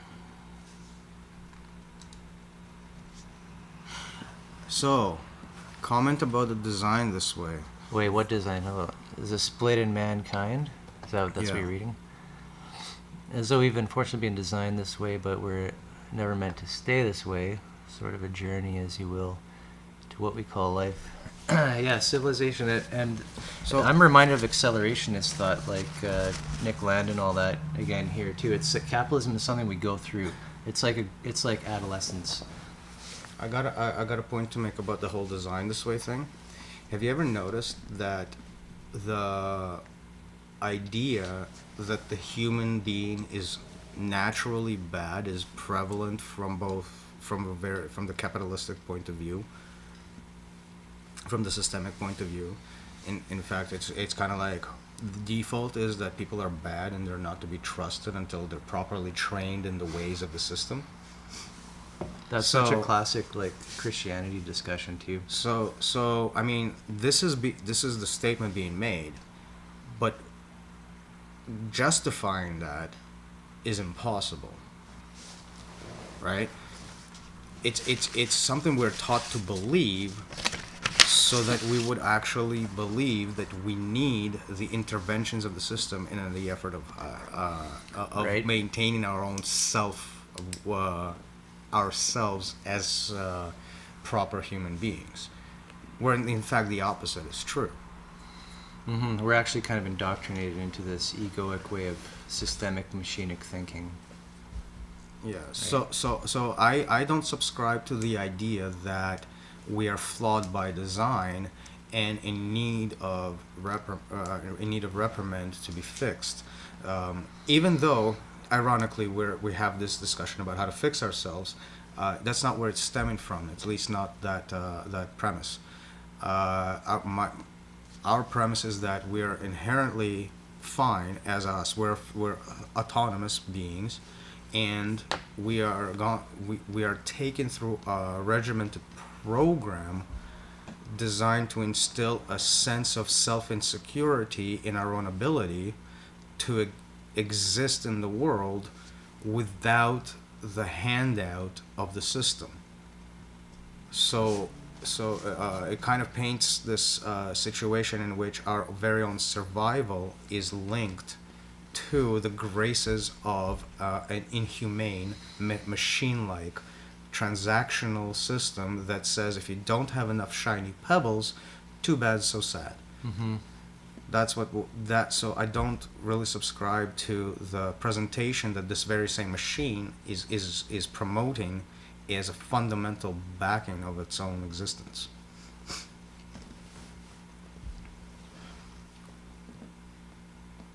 Likewise, we all had to unlearn systemic thinking. I personally come from a very anti-theistic background in which the entire idea of the spiritual world is considered an insanity to my mind. So I totally hear you about having to deprogram myself and any of that. And there's skew. Screw you. Sorry, it's just the way my mind saw it. Yeah, deprogramming can be fun, but it's also one of those things that you're kind of put into a position you Was don't. that sarcasm though? You don't. Probably. You're put into a position where nobody else is relating to you in your immediate vicinity, so you don't have anybody to fall back into, and also you don't necessarily have the mental preparation to like, okay, now what? I've deprogrammed myself, but Mm-hmm. what am I Yes. supposed to substitute in there? This is a critique of critical theory in general too. That kind of in the same vein. What do? Just critique the universe, and then there's nothing.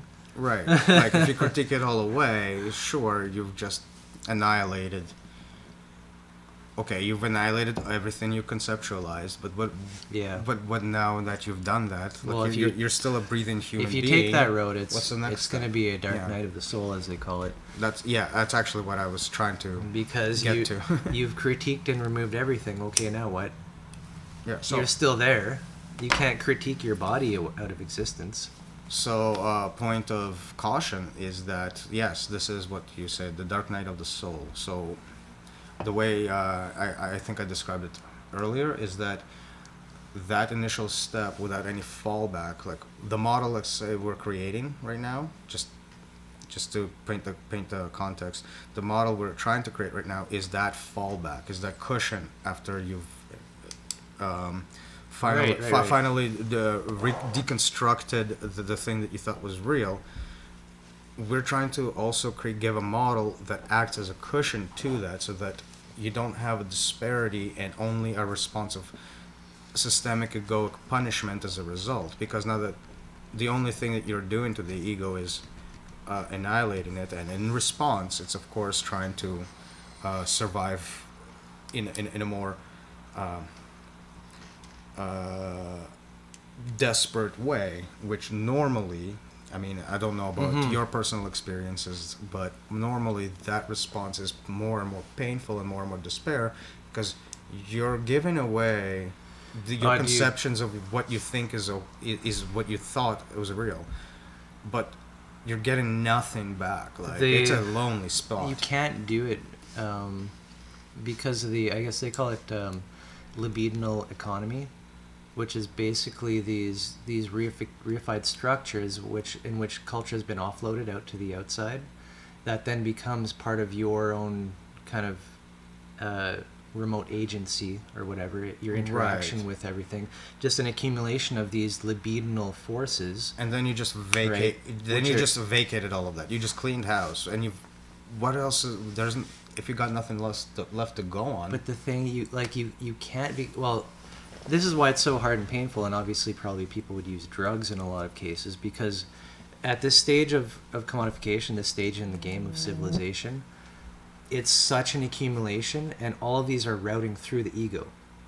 It's all routed through the ego and your ability to get money, basically, right? Yeah, and not to mention that's how abstract not it to is. mention that the market is in such a phase in which it has ready-made substitutes to just try to fill in that gap and sell you on this, the next thing. So much self-help, so much Right. What do you call them? There's self-help. The charlatans. There's self-help. There's all of Charlatans like us. Charlatans like us. Yes. There's all of these. Yes, drugs. Uh-huh. Well, it's just drugs are bad. Okay. it's so, and this is the desire, how desire has been hijacked. Yeah, so badly that you're connected to this market. You're hooked into the market via desire, via hijacked desire, right? These levers and buttons through affect, right? That's what you're trying to overcome. It's impossible almost. I'm not gonna get into it for sake of brevity, but we did start a discussion recently on Telegram about axiology, and the reason that was that is something that I keep coming back to, is because it is that hijacking. How do they define it? Yeah, the value, The way the they meaning of value. The way to define it actually betrays how it's hijacked. No doubt, eh? And putting all of that together into a couple of charts soon. Betrays in a good way, or you're saying like it just doesn't do it justice? It betrays it in the sense that it shows you how quality becomes irrelevant. Only the pleasure aspect of the qualitative element is used for valuation, and that valuation is also Right. is also becomes merged. So the evaluation. So that's on Wikipedia there. Yeah. Okay. And so there's a situation in which the valuation between aesthetic and ethic bleed into each other. Mm-hmm. And past that bleeding, there's another situation of the moral code and its an eventual and its eventual sort of a end game, if you will, of justice being the only moral goal. And in this case, what I'm talking about when I say justice, I'm talking about the removal of wrongs and the promoter of the rights. And justice is the ultimate promoter of the right by the removal of the wrong, and it becomes the most valuable moral value, and eventually the only moral value, which creates a situation of witch hunting. Right, and that ability to just kind of focus on a single metric, right? That's the crazy part of it. Like, it's like money. Yeah. So the single metric is pleasure. So it's a hedonistic. It has a hedonistic underpinning. Mm-hmm. Well, but pleasure and pain, though, isn't it? Like, isn't this just conceit? So pleasure is heightened as the fundamental good, with pain to be eliminated. Right. Yeah, and this is just these things are come out of the mechanisms of affect. So it's like a version of toxic positivity. It's like you don't mention that there's bad things. Right.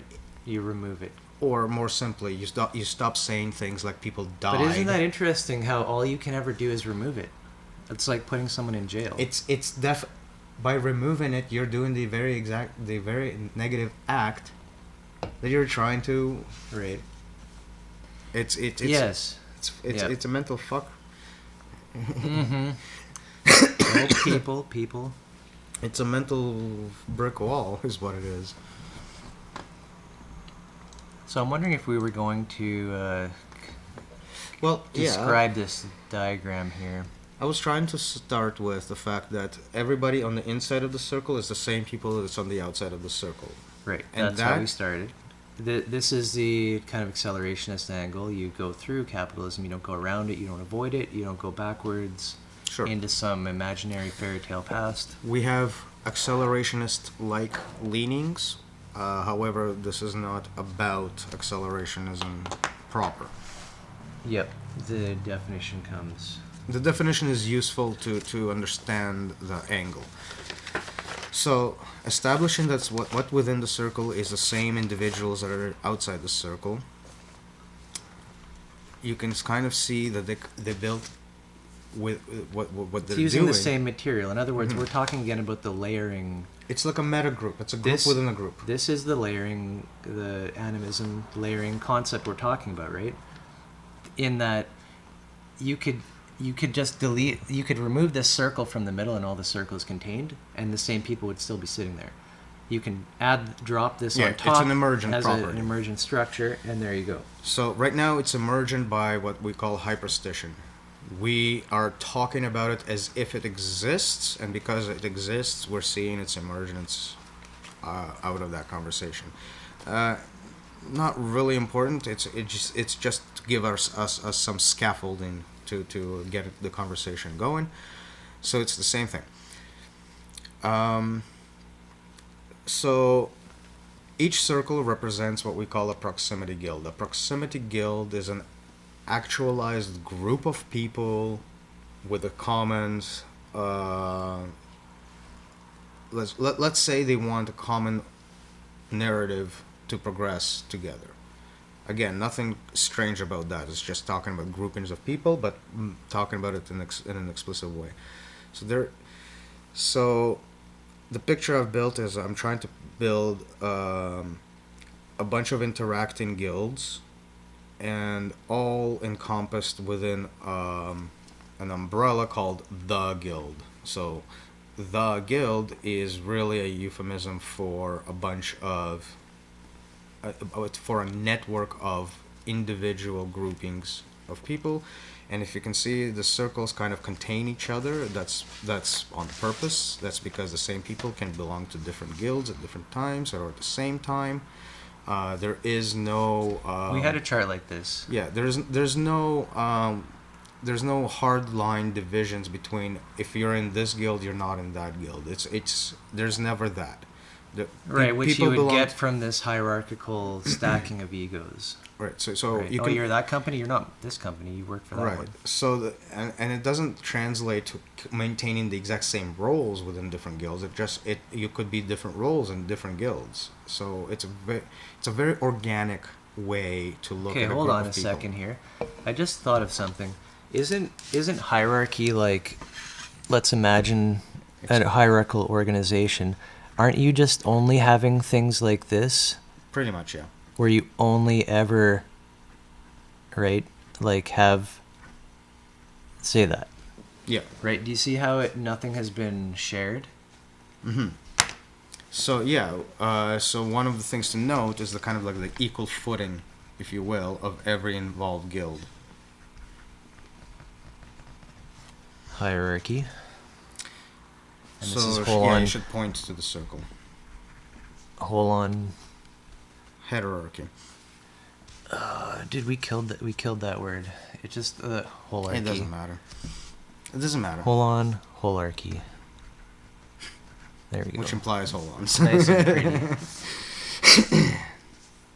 Anyway, the idea is in the guild, it's a lot more equal-footed in the first place, and we have situations in where you have intersections and you have containment, but you also have decontainment and all of those things. Long story short, this is like a pooled.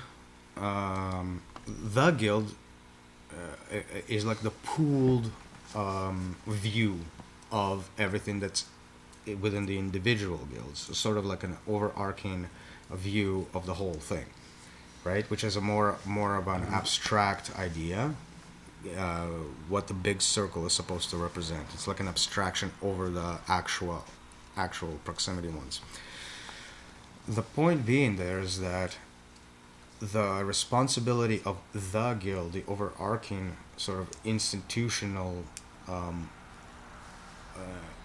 view of it, is that it is responsible for collecting all demands expressed by all individual proximity guild, no matter what layering they Isn't are that cool? corresponded to. So you mean like let's say you would view these small circles as an actual individual, but the bigger ones could be something they're part of. Mm-hmm. Let's say, and then but either of those can have demands Or no, because these are holons. They are each of them, right? to the guild, their existence is identified through the list of their demands. Like, the only reason you have a list of demands is because you have a guild supplying Right. them. Exactly, because the point of this is that you're constructing something. We're talking about building functionality objects out in society, right? Right. A corporation, a building, a person. So this guild is not prescriptive, aka the guild does not create an overarching structure and then asks all the little guilds to fill into the slots like the system would. Rather, it's a responsive entity Mm-hmm. To all the that morphs and shapes itself through all of the different demands that pop up articulated. and articulated through whatever different circles are that it consists of. Right? So this is like 101. So you have this overarching institution, the guild, which is an Now, abstraction. I just wanted to mention that any of these Which proximity guilds can come about in response to, like I said earlier, building. Is that really a whole on? Well, it is something that yes can exist as an object, socially shared, understood object. A building, right? Like it needs maintenance. What's its purpose? What's going on inside it? It needs administration. Well, if a guild is recognized by demand, it's whatever demands are that are Now, being demands, requested. though, we're talking about an ontology, like building an ontology of existing things in society, right? Like a martial arts club, let's say, right? Who's going to run that? It's a business, it's a corporation in a way, right? And it has needs, right? But so does the building has facility needs, right? So like a level up from that martial arts studio, I think- you've got somebody or people, a team, take that, and that's their proximity guild. Is okay. We're managing facilities, locking up at night. It's easy to understand demands from a perspective of a single organized entity like that, yes. But another way to like actually, because part of I'm just saying it happens at every layer. Part of the difficulty here is that this kind of stuff makes it sound more static, and the picture I'm trying to bring Right. is very dynamic, and I think Yes. I think I can help that picture a little bit by talking about demands that are more organic in nature. So demands like eating, demands like sleeping, Yeah, because you're shitting. down to the individual, right? And So they're the easiest to we're picture on- because we all hold do on. that. We're on the same page. It's just that you want to bring focus down to like the individual or these little like kind of smaller the pieces where demand naturally comes Well, from. just to digest the dynamic, and then to build on that to put it into a group perspective like you're trying to do. Yes, I am trying to do that, and that's kind of the point. That this is building machines, right? Social machines. So, to your case, for example, a martial arts student, well, today this person is available to supply the demand. Tomorrow that person is available, right? So part of the difference between the traditional organized structure is that there is a lack of perceived permanence into who does the supply for all the demands. So what I don't want to what I don't Right. want to This is paint really the picture interesting. of, I don't want to paint the picture of the contractual obligation to supply a demand, but rather a demand exists and a body of work, of potential work, can supply it, and because this demand exists, that the potential is funneled to whatever the demand is. So it doesn't have to rely on the exact same Yeah, and what people if being. what if there is scarcity? Let's start with the ideal. From the ideal, we can tackle the nitty gritty details. That's because just the obvious question. that's Throwing it a out that's a there. like a wrench in the bike wheel right there. Of course. But but in the ideal sense, like let's start with the ideal and then tone it down, because you just got to bring the picture to its full sort of. Sure, man. Yeah. So in the ideal sense, you'll have a list of demands, which comes from the fact of the existence. Like it's part of it. It carries through. That's why I call I call eating- this actually. Do I or it's anyways natural desire? Right, like eating, sleeping, all of these wonderful things that we can't actually survive without, just because of what we are. I think that's a Portal Mountain coinage. On the supply side, unlike in the current system where you have an established supplier, and then whenever you have a demand, you go to it, they appear ephemerally based on whatever demand. Because if there's something not demanded, supplying it makes no sense. Right. Right? So the way this translates back into the real world, because remember, we're talking about the same people, it means that various people in charge of their various resources in the capitalistic sense can tune in into what's being demanded and supply it as each in. So in ideal world, again, in the ideal sense, there's a threshold. No. There's a threshold of capacity reached in which you can Right. have the same thing coming from here, from there, from there, from there, from there, and it's all based on their ability to actually negotiate with the outside world is in effort to do that, right? That's the job of an entire a subset of the guild is people who are Now- know those constraints and have to work. This through is them. obviously a very difficult system to manage. Oh, absolutely. Because, especially because of when you demand Well, something and it's supplied. by We're manage- not saying. by Hold manage, you on. gotta We're make not sure. saying that you have to give money in order for this to Oh, be no, supplied. no. Okay, so first off, that you didn't mention that explicitly, but that even throws a wrench in no. most people's brains. What Now, not only that, but you can have sabotage. You can True. have all kinds of, Yeah. I'm just demanding the shit out of this to break the system, right? So okay, the ideal picture doesn't include sabotage, and it does not include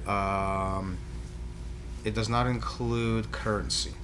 So the one thing that is not in demand from the inside the circle is currency, but rather currency is left for the individuals that interact with the outer world to bring the whatever to utilize for whatever that demand is. Right. So as an external agent with the trade guild, with your corporation, Now- you can take donation from the outside world and create whatever material need is in the supply, whatever is needed. I'm having like You can take those actions for sure. I'm having like just a fuzzy. Get it back. So yeah, we'll take a break. I'm having just a fuzzy view of the guild, like something like that isn't necessarily contained singularly, but we'll get right back to that after a short break.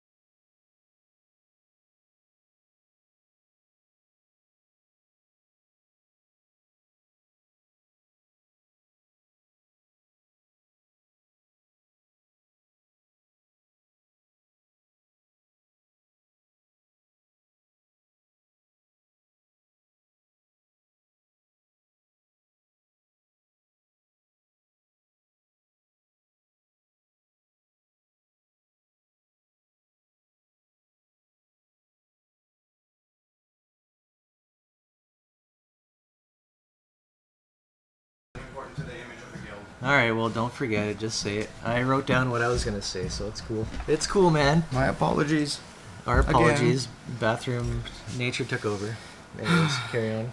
So with regards to the guild diagram, the middle circle there, we said something very specific about each circle represents a demand or a category of demands, right? Mm-hmm. So if their demands are fulfilled, the circle disappears. And then as new demands appear, because time Yeah. moves on, new circles appear. So you should look at this diagram not as this structure, but as like a bubbling moving, amorphous sort of thing. Like you're probably trying to say there, Right. as this like thing that Like keeps just moving and things reconstructing itself all popping the in and time. out. Moment after moment after moment, it looks completely different from any organization that you know. That's cool. And that gives good context. What I was gonna say there is that I wouldn't necessarily expect this guild. See how you have it as a perfect big circle. I wouldn't expect it to look like that. I would expect it to look like this stretch here and like including some people there. It doesn't need to be big. It needs to mesh. These types of relationships where you're like feel like family with another. In other words, money isn't the object. There's demand, and someone's throwing the supply at you, right? I absolutely love the dance metaphor. Like it's small. It doesn't need to be. It can't be. How can a whole? You can only know. You only know 100 people in your life. 150 good, like ever. Like you won't know. Right, like that's the Dunbar number. It's just like I'm just throwing that out there. Well, yeah, it's these structures are small and compact, I think, but they mesh together, right? With overlap from others. And if they all mesh together in the same way, for the same reasons, then the structures that mesh together can also mesh together and create more abstract layers, or more not abstract layers, but more complex layers in the self-same complex adaptive system. More significant. More significant layers can be done through all the There you go. through the different mergence of the key is that if you have a whole to itself and a part of something else, then you have another layer, right? So each time if in that layer you have situations where there's parts that are wholes of something else, that whole stuff makes that next layer, and so on and goes. Pardon? Yeah, so I like the point about going through. Like, we're not fighting capitalism. No. It's just something is emerging out of capitalism. That's what it is. Yeah. It's not against it at all. And I've already sort of tried to establish part of the universality within the guild that allows it to maintain this sort of I'm here but not here relationship with the rest of the ontological matrix. And I was talking about how you remove currency from the confines of the guild itself. So demand can never contain currency. Currency is what you use to go outside the guild to supply. Like, why would I demand. demand that I give you money, and then Yeah. you're gonna give me something? Why would I demand that? Because it's not, we're not talking about those specific. Like money is necessary to interact with the outer world. I demand that I must pay you. So this is That's not a demand. So the guild is not geared to... That's a supply. Yeah, mixed in. The guild is not geared to interact with the world in that sense. So you need a layer to transform actual demand to the obfuscated currency-based demand of the markets, or supplies of the market. And so around that entire concept, we have what's called a guild, but more in the mediational sense. So a mediational guild, mediational. We're going over guild dynamics. Yeah. Right now. Well, we're trying to give like why this bubble survives, despite the currency pressures and obfuscation pressures of the ontological matrix. So we need a barrier to currency, so you cannot obfuscate beyond a certain point, like beyond this point. That barrier is explicitly represented by a guild. So specific people that have a knowledge on constraints. This seems like an interesting angle. Like, let's say a church, for example, or some kind of like a community garden types of organization, community mutual aid support groups, like all these things. They really they are mission driven. They're not about the the economics of it in terms of money, of capital, right? Non-profit, yeah. Right? So that you would maybe include that too. I'm thinking more like peer-to-peer organization, but these things are people who are doing it, and they are doing it right now. They're already motivated to do it. We don't have to apologize for any of this and say, oh, there's a special motivations required. We're giving a model for how to do this in a consistent manner with nature, if you will. In an explicit manner.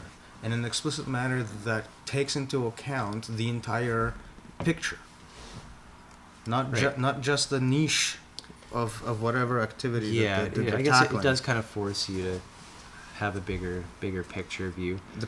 So not just do your righteousness in one little niche, one group. I've done my thing for today. So I mentioned constraint, and I think I want to elaborate slightly on constraint. I mentioned that currency is not what is in the list of demands.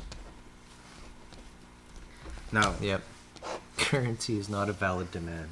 So when we're talking about constraints within the guild, we're not talking about suggestions, right? And this is also not in the dogmatic sense either. We're talking about how things have emerged from somewhere. That somewhere is the things that need to be there for the emerged thing to exist. It's not a negotiation. Right. So they're not meant to be prescriptive, but they're meant to be... That's what it's meant by constraint. Right. A constraint is in place. First of all, it's not a bendable constraint either. Like when especially when it comes to something like currency.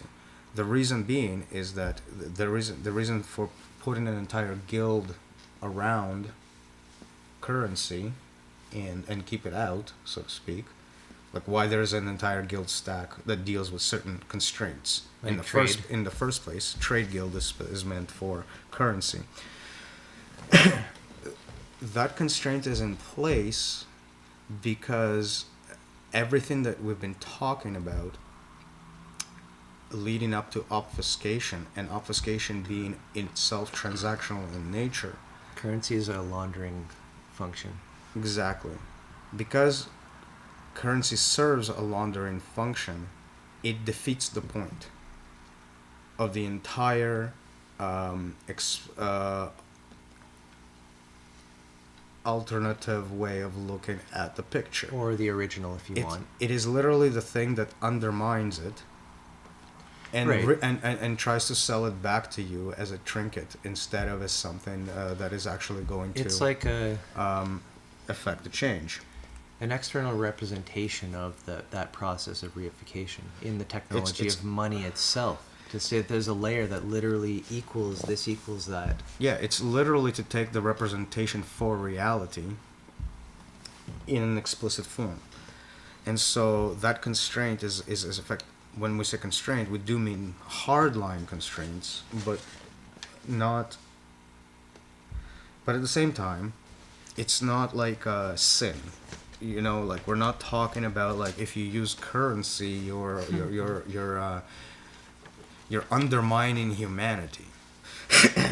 Right? Like this is also not the position. The thing is that the currency exacerbates a problem, and the solution space for the problem has to account for its effects to the point of negating them.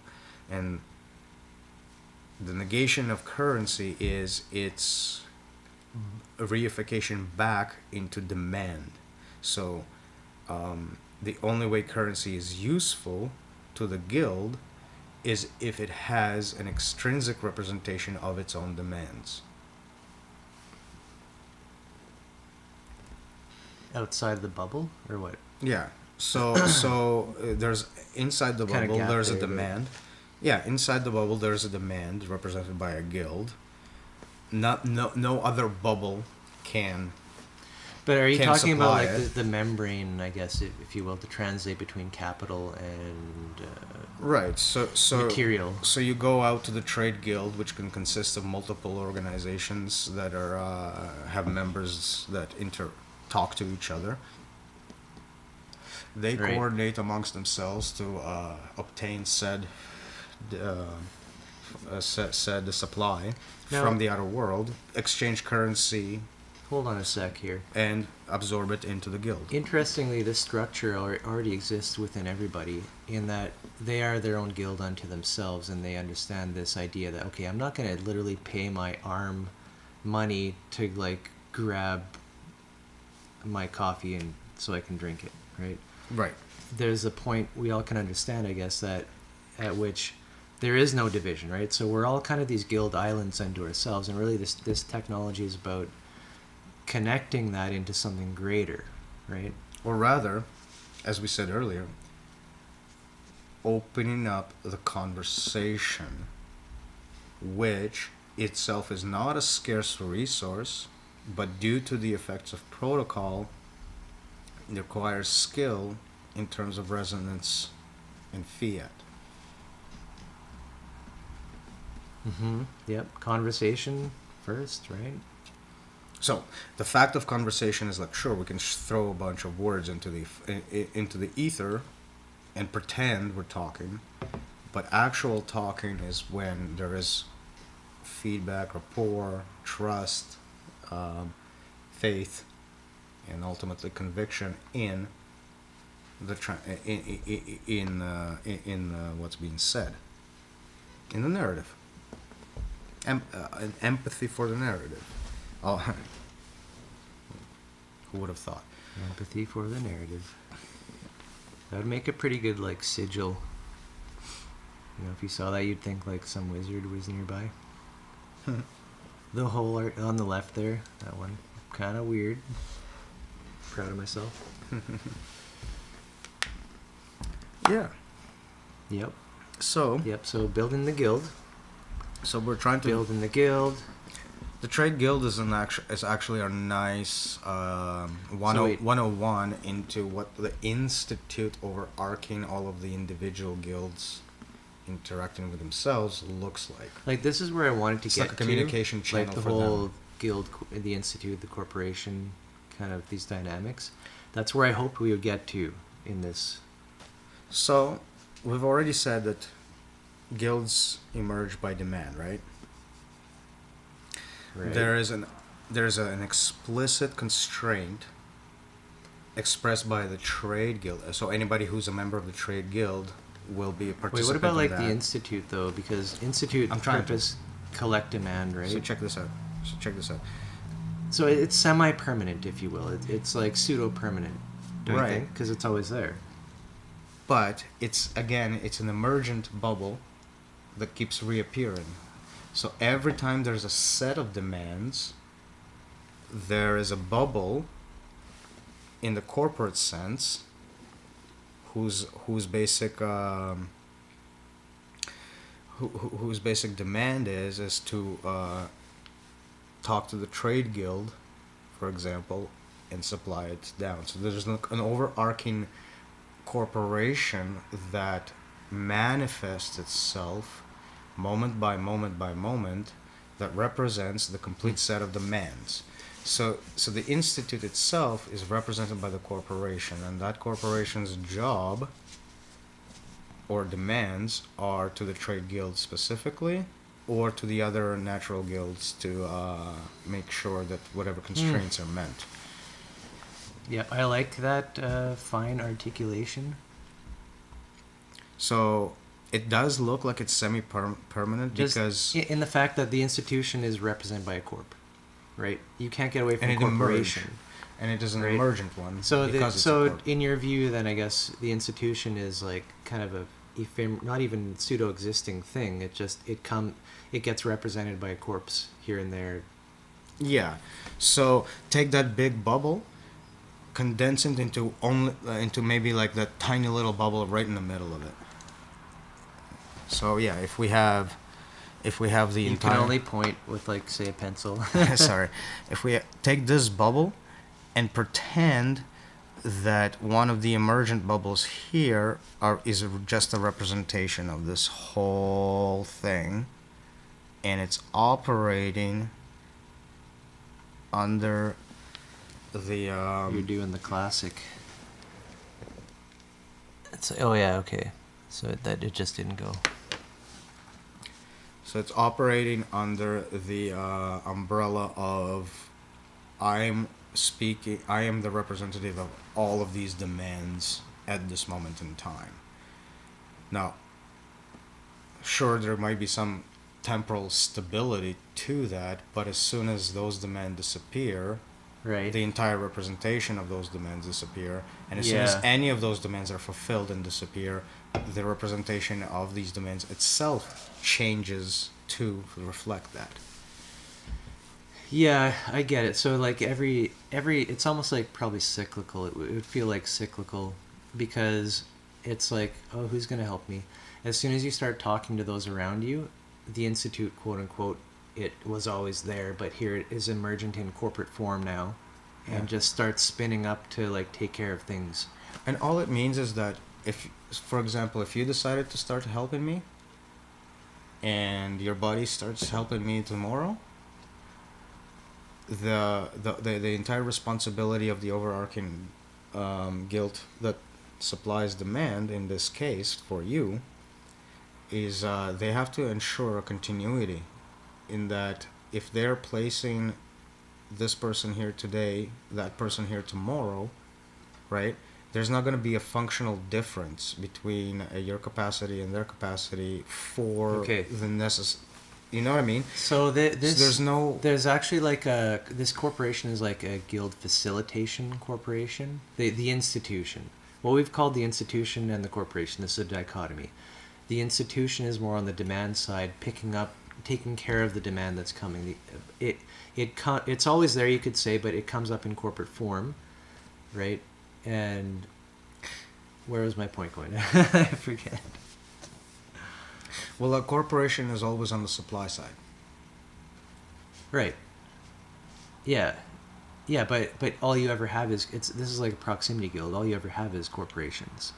The institution pseudo doesn't exist. So on the one side, the corporation supply demands. On the other side, corporations supply for said demands. So you're never away from being Right. in the supply chain. So, So you have a demand. You form a corporation for said demand, provide that as the supply to the institute as a demand. okay, so I'm seeing we have one supplies supply, one supplies demand. The supplier is the corp, and on the supplying demand is on the institution side. It's just there's two levels of supply. The first one is to supply the demand itself. You're representing the institution as a corporation. You're coming together to be the institution in that case. On the other hand, you have the Right. corporation fulfilling Yes. the demand by an actual Good. supply. I'm glad that clicked. Because this makes a lot of sense as far as so what you're talking about with you must have continuity. This is the institutional corp is somebody who's taking care of that the fact that there is demand happening. And okay, I'm going to like facilitate the supply even if it's over multiple days and multiple people. That is a job in itself. Right. Just merely listening to people and their demands is a job in itself. Not even doing what they demand. Right. And That's missing big time out of society, obviously. And with this picture, you can actually imagine that you'll have a situation where the same corp acts as either or. Right? Like there's no hard lines in which a corporation is the institute and which it's not. There is just the institute emerges Sure. amongst a set number of corps, and it will be reified by another set number of corps, or even the same corps, depending on what their real life positional. Now, the capacity I'm is. smelling a what do you call them? A platform, multi-user to multi-user platform.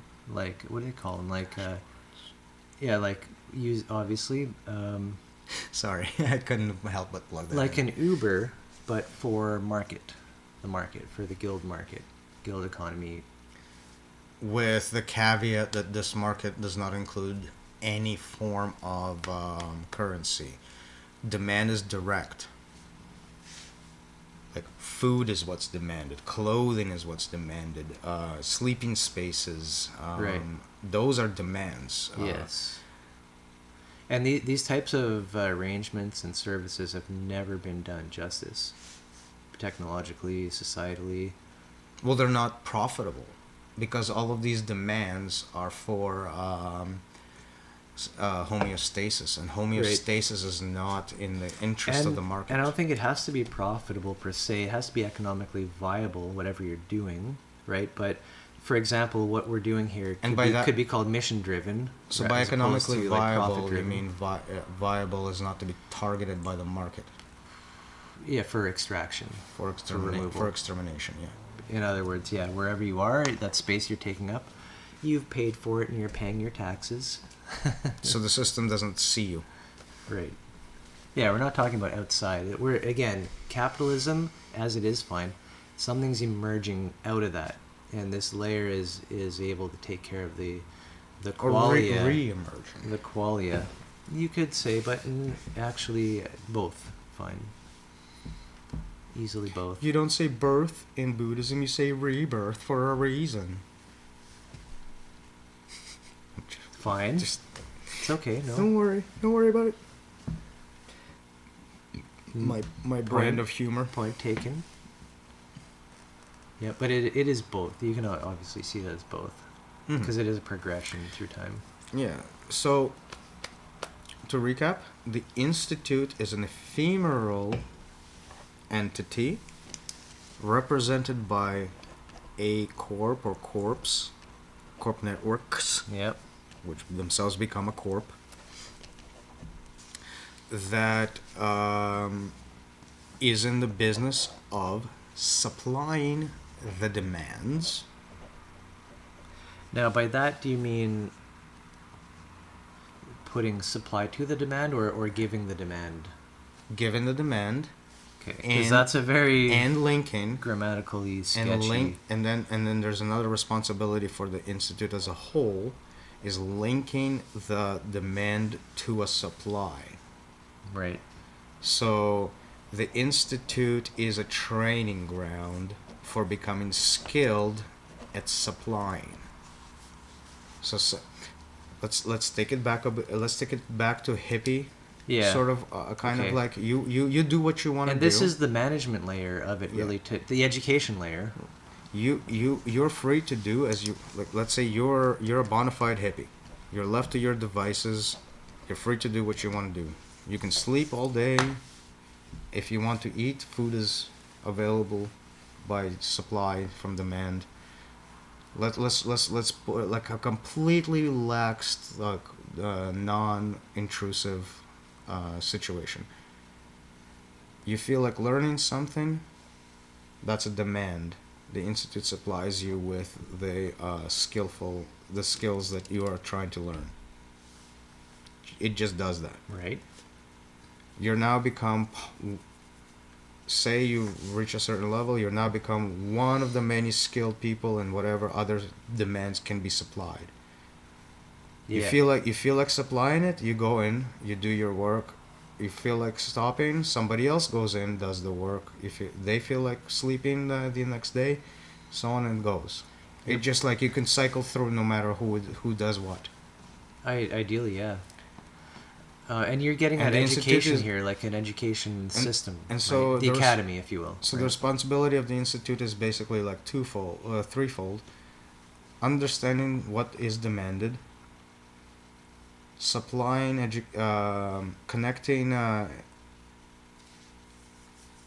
whoever wants to be educated to the educator and supplying them with that skill set, to have the skill set in general, and then utilizing said skill set to coordinate supply to whatever other demands there are in the system, or in the dynamic, rather. Well, it's the same shit, but it's still a system. It's still a system, but So, when you're giving your skills to the guild, if you will, as a on the institution side, you're sort of like a facilitator of allowing supply to meet demand because you know the model of that environment. And when somebody comes in to fulfill some demand, they can be like, "Oh, something's demanded here, here, here, here, here. I'll do this. I'll pick up this work." Right, and that's a skill in itself. Not even that, but also to see what needs to be done. When someone says, I'm hungry, they don't know how to cook. They don't know anything about cooking. Maybe, right? that the demand is completely divorced from potentially what needs to actually happen to be supplied, right? Yeah. In many cases. And so this is a point of the trade, is that when a demand comes from within the guild and you as a facilitator of the institute can translate that out to the market, you're hearing what is being demanded and you're seeing, okay, this will actually supply it from these from here. So to generalize, the trades guild job is, or constraint is basically, if there is no supply within the guild, it's to find a representation of it in the market, and to utilize currency to bring it in. Yeah. To inject it back into the guild. So it's like a last resort measure, right, to take a self-reflection that is missing, and this is sustenance. So very important about the right ideal of the guild is the skill of that person in their trade, in what they're trading, because you can of course order food that's shit for you and ends up giving disease to everyone who eats it inside your precious guild, right? But maybe you know more about food and can order from better places, better products, better, like, avoid this, that. Or you can go out to the forest, grab your own moose, and cut that shit up and cook that fucker up. What if your guild is like I'm joking. an urban guild, right? You can't. Raccoons. You just. So you get your squirrels and raccoons. No. But you get pigeons, rats. What other game is there in the city? You can, but mice are kind of if you're small. in the city, there's certain things it's like a forest. Please ignore me. I'm on a rocker. The coon. Shut up. That's racist. I've been bitten by a raccoon. He got superpowers. That's the humor. With that, we shall be right back, peoples.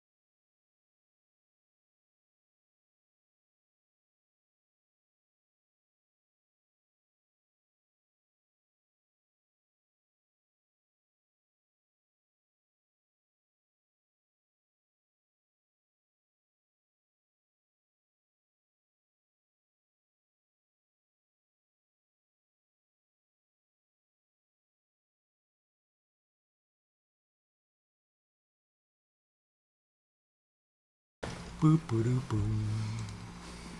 Yeah. So yeah, the divide between creating an actual organization and like all this guild dynamic stuff. It's I think I prompted you with the okay, let's build the Portal Mountain organization now. We're all about org, structure, peopling, emergence, bootstrapping, right? Yeah, And your so- response is this. So now we have a very ephemeral organization that comes and goes out of existence in, say, split seconds. Yeah. Now, how does that line up with? Well, yeah. Okay. Yeah. In the wild, yes. Like. That's what that looks like. Yeah. In the wild. So the entire notion of like a brand name, an identity, built reputation for a particular organization, in and of itself, comes and goes. Right. Something that the system is generally not familiar with whatsoever. Now there is the persistence of the body itself, obviously, which brings along with it a reputation. All these things that don't just go away. Sure.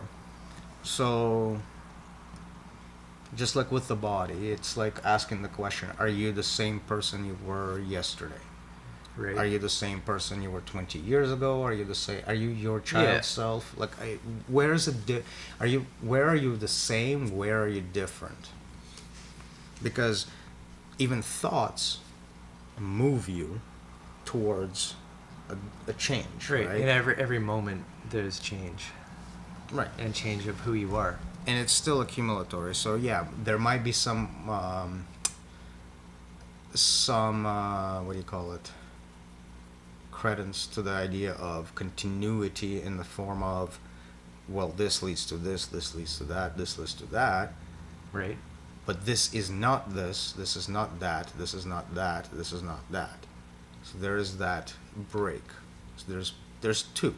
There's a continuity, a linearity, and a kind of a synchronicity to it. That this moment is not this moment, even though this moment flowed from that moment, right?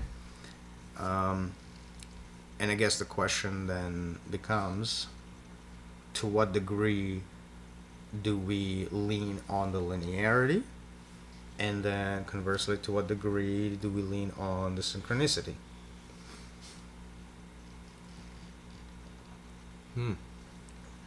Neither is false per se. Right.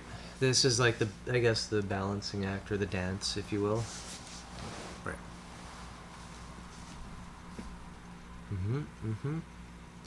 So like I was just thinking, how does, just maybe this is too far ahead or whatever, but us, like, let's say starting up a corporation, a partnership, whatever, for like, let's say training and certification, just basic, whatever that is, make a business out of it. That is permanent in the eyes of the state, right?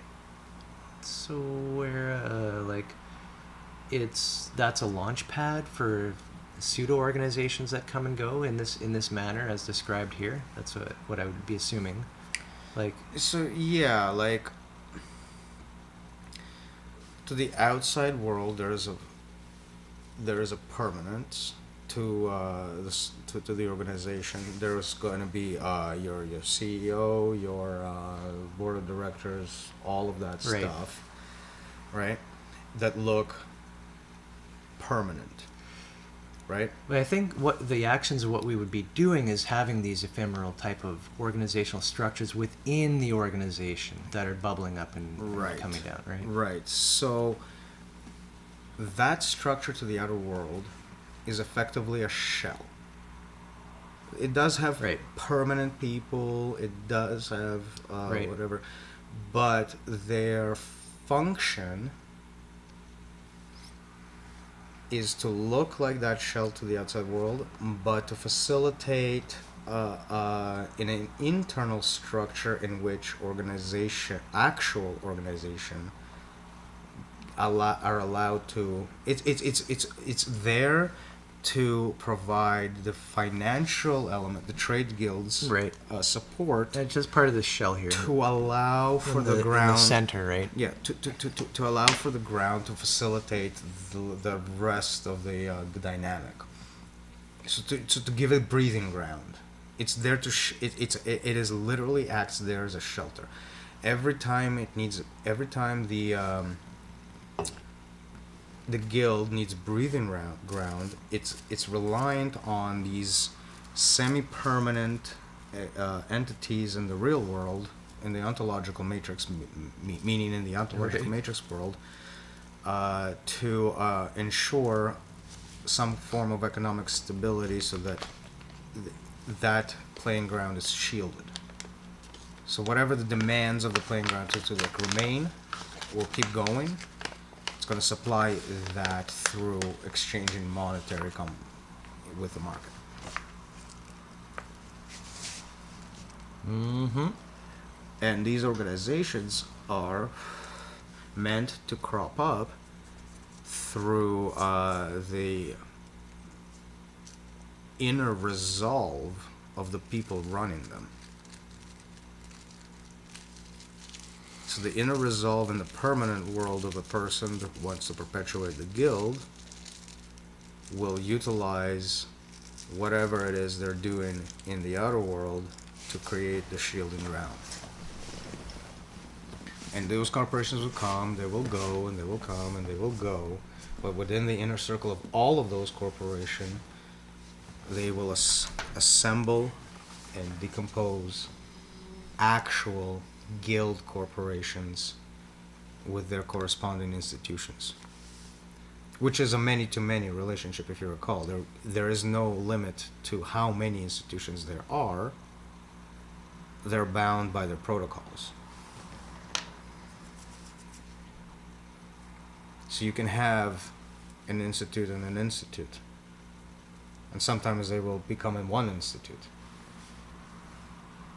And sometimes a part of this institute is just a part of that institute, but there's And still what different you institutes. mean by institute is that something popping up out of demand to take care of, The full facilitate. list, the encompassing. Demand facilitator. Right. Okay. And but a corporation specifically to represent that. A corporation acts as a facilitator, yeah, of a supplier. Right. So the institute is another corporation that pops up in the mix that says what my demands are, who do I have trained, right? Or if my demands are to train people, is like who's training, supply them. You know, it's the same interaction both ways. Who do I have trained to supply this? Funnel. Who do I have need of training? Who's training? Funnel. Same interaction. Interesting. So And that is the industry. the institute corporations or whatever seem to have like this kind of hidden agenda of transitioning production to within the guild membrane, like to train people up to in-house, right? There's like kind of a reverse globalism sort of function to it, to put it. That sounds like a weird way to say it, but Globalism is not a problem I'm trying to tackle, but yeah. I just mean in the way that, this country... we should be trying This to country tackle. produces all of the wheat, this one produces all of the oil, this country produces all of the... Specializations, Whatever. yeah. That's what I mean by that. Yeah, it does go in the other direction of specialization. It does internalize. It carries on the same baton as the natural system of reflection. You know, like the one thing we didn't talk about is the funhouse, right? But the I'm not going into that, but we're going to say that this every layer that passes the test of natural selection, right, is doing so because shit, I lost my train of thought. Can you prompt me? Me too. Can you prompt me with what the last thing said?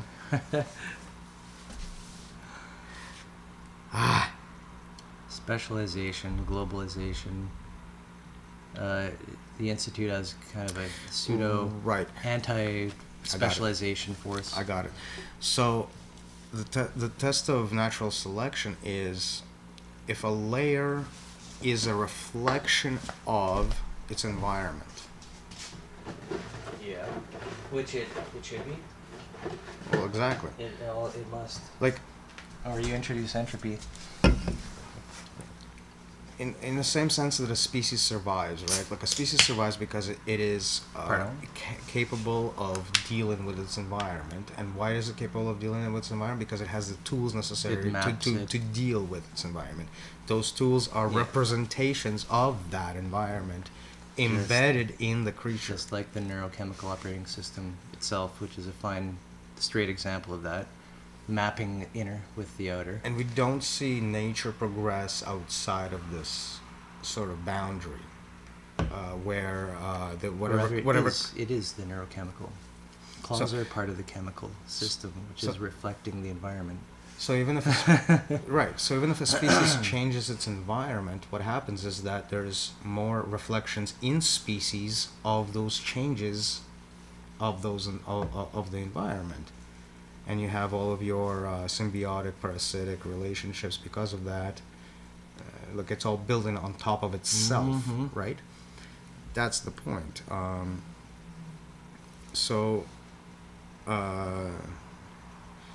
We're talking about the feasibility of a layer, and it's in connection with the reflection of its environment. And so I forget what the earlier point was, but it's really related to that.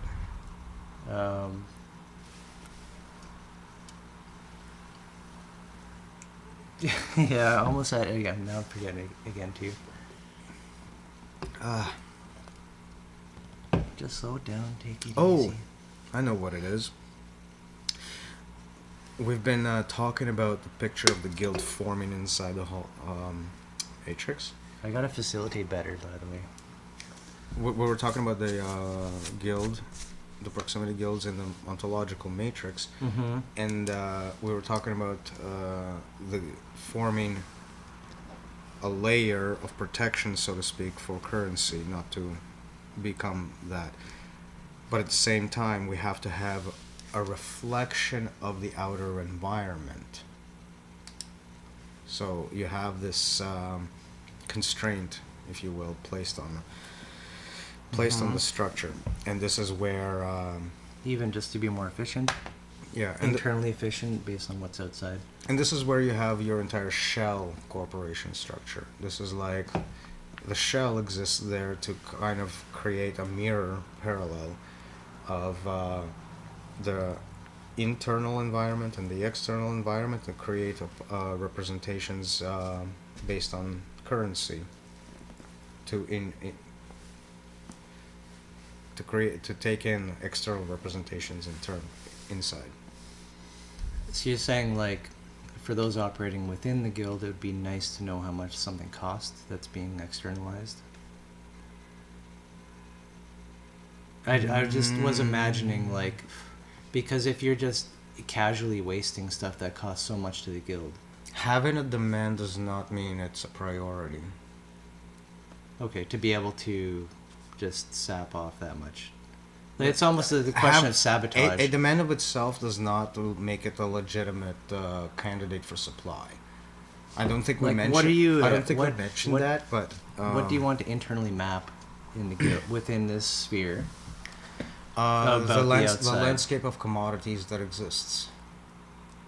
Landscape not being priced, but what about it? So if the guild has a demand, what is it in the market that supplies it? And how can the guild internally rearrange to represent that cost so that it can be paid monetarily externally? Okay, something can be traded from the guild out, money collected, that money useful for taking in the whatever is in. Are you saying, like, saying on a case by case basis? Absolutely. There can never be a universal case. There could be patterns. Well, that's what I mean, because if you were to universalize, you're again laundering There could within the guild. there could be patterns, but those patterns are still contextual. But isn't this the point of, like, would be the trade guild, to sit on top and, like, universalize and launder shit like that? You also want to move towards minimization. You don't want to rely on that as your be and end all. This is like your last resort. Right. And that's the institution's push towards self-reliance. But the thing is, for any member coming on from focus and on, like just before they even hit those things, it's like, yeah, you want to minimize it, but you don't try to minimize it up until a certain point, right? This is not your primary concern. Yeah, I feel like we're pushing up against, like, the classic dangers with that kind of stuff. Right. So there's an entire Like element the danger of of the whole thing just becoming recuperated once again. So we started if off. it's done wrong, right? But we started off with describing the trade guild being made up of people who are already quite up in the whole natural guild stack constraints thing. Right? So that's the reason the barrier is even formed, is because they're that skilled at doing that to begin with. If you're not at that skill level, you're not even concerned with offloading ideologically offloading to the trade guild, and then you do your own currency. You're the trade guild. You still have to deal with the market bare bones. You're not there's no what do you call it,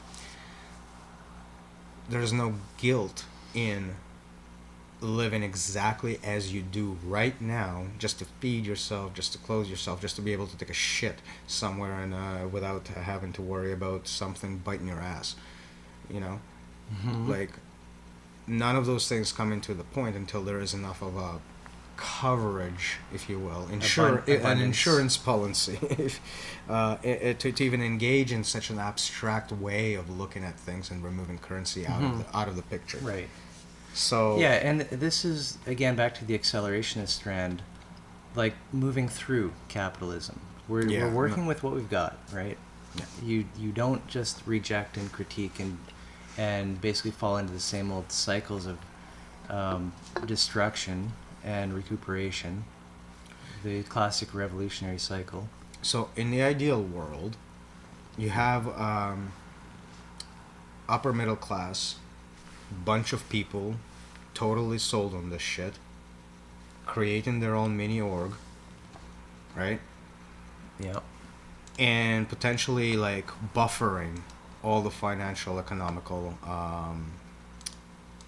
issues that arise from facilitation like this. That's ideal. One of those. Without that, it's a crapshoot. That looks pretty cool. But even though it's a crapshoot and you can't really do much with your personal knowledge, as that knowledge itself materializes into a bigger structure,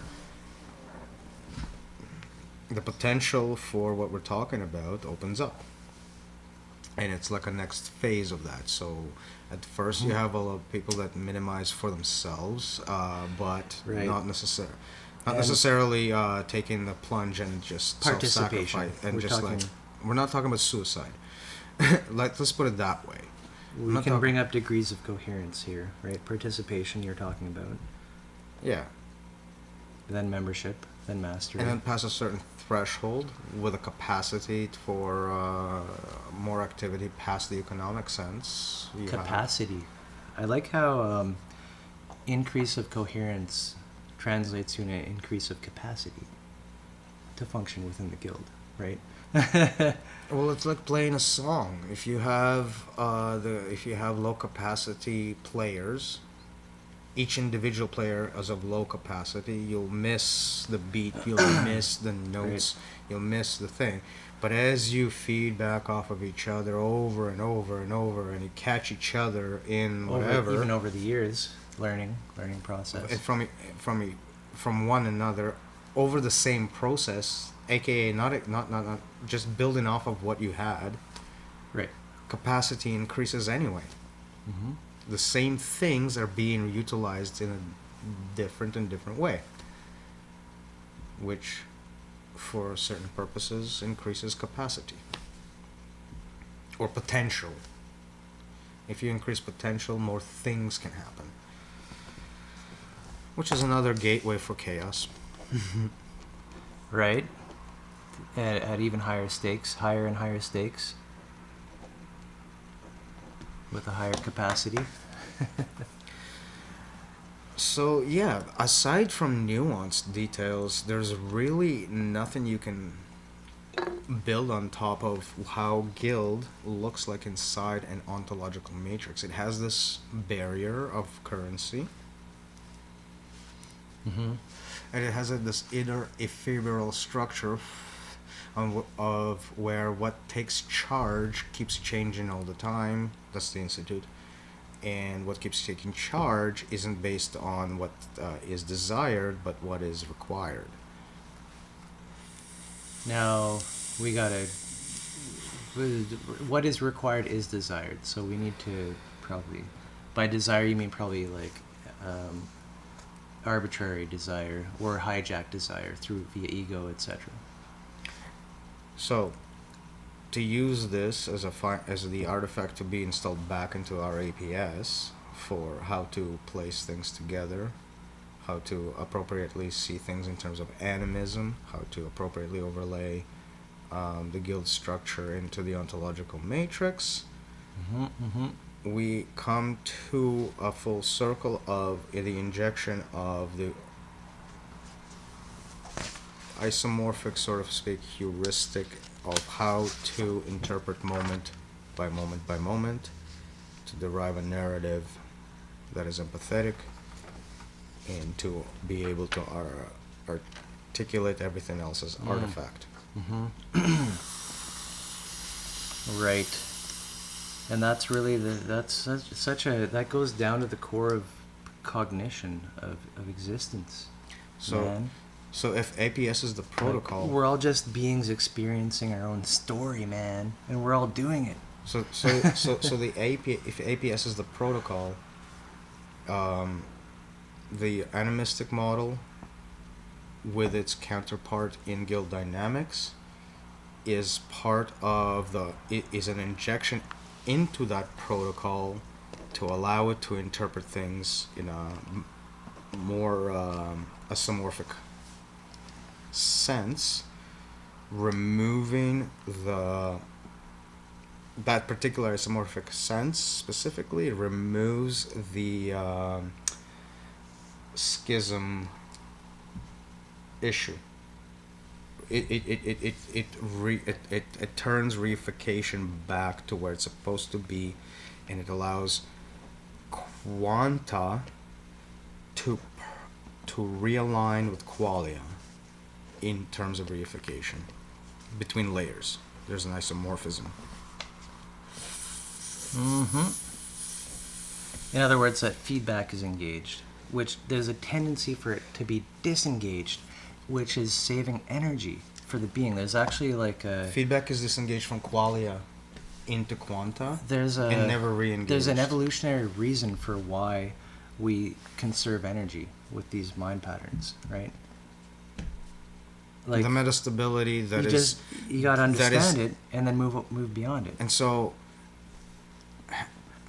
it's interesting because model wise, nature wise, we're driven towards a metastable state, a kind of not, what do you call it, homeostasis. We're driven towards a homeostasis, and the transactional market system is driven by breaking homeostasis so that there's an imbalance and a push towards a certain activity. Right. And so within that context, we're trying to reintroduce homeostasis. And one of the reasons that currency is out of the picture is that it's actually a counter. It's a laundering mechanism. The action is laundry. Which removes laundry that. of meaning. Mm-hmm. Right. Things don't connect together anymore. You don't know if the money paid to you was just gotten from robbing somebody or killing someone, right? Which it has. Right. We've all touched money that somebody killed somebody for, and that's why it's in circulation. Like that's why it's at your hand right now. It's a dirty, dirty business.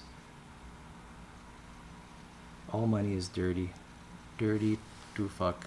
But I mean, there's concepts like which I think are kind of you can't get rid of them. Like the idea of sound money, for example, like gold and trade and stuff like that. There will always be the outside.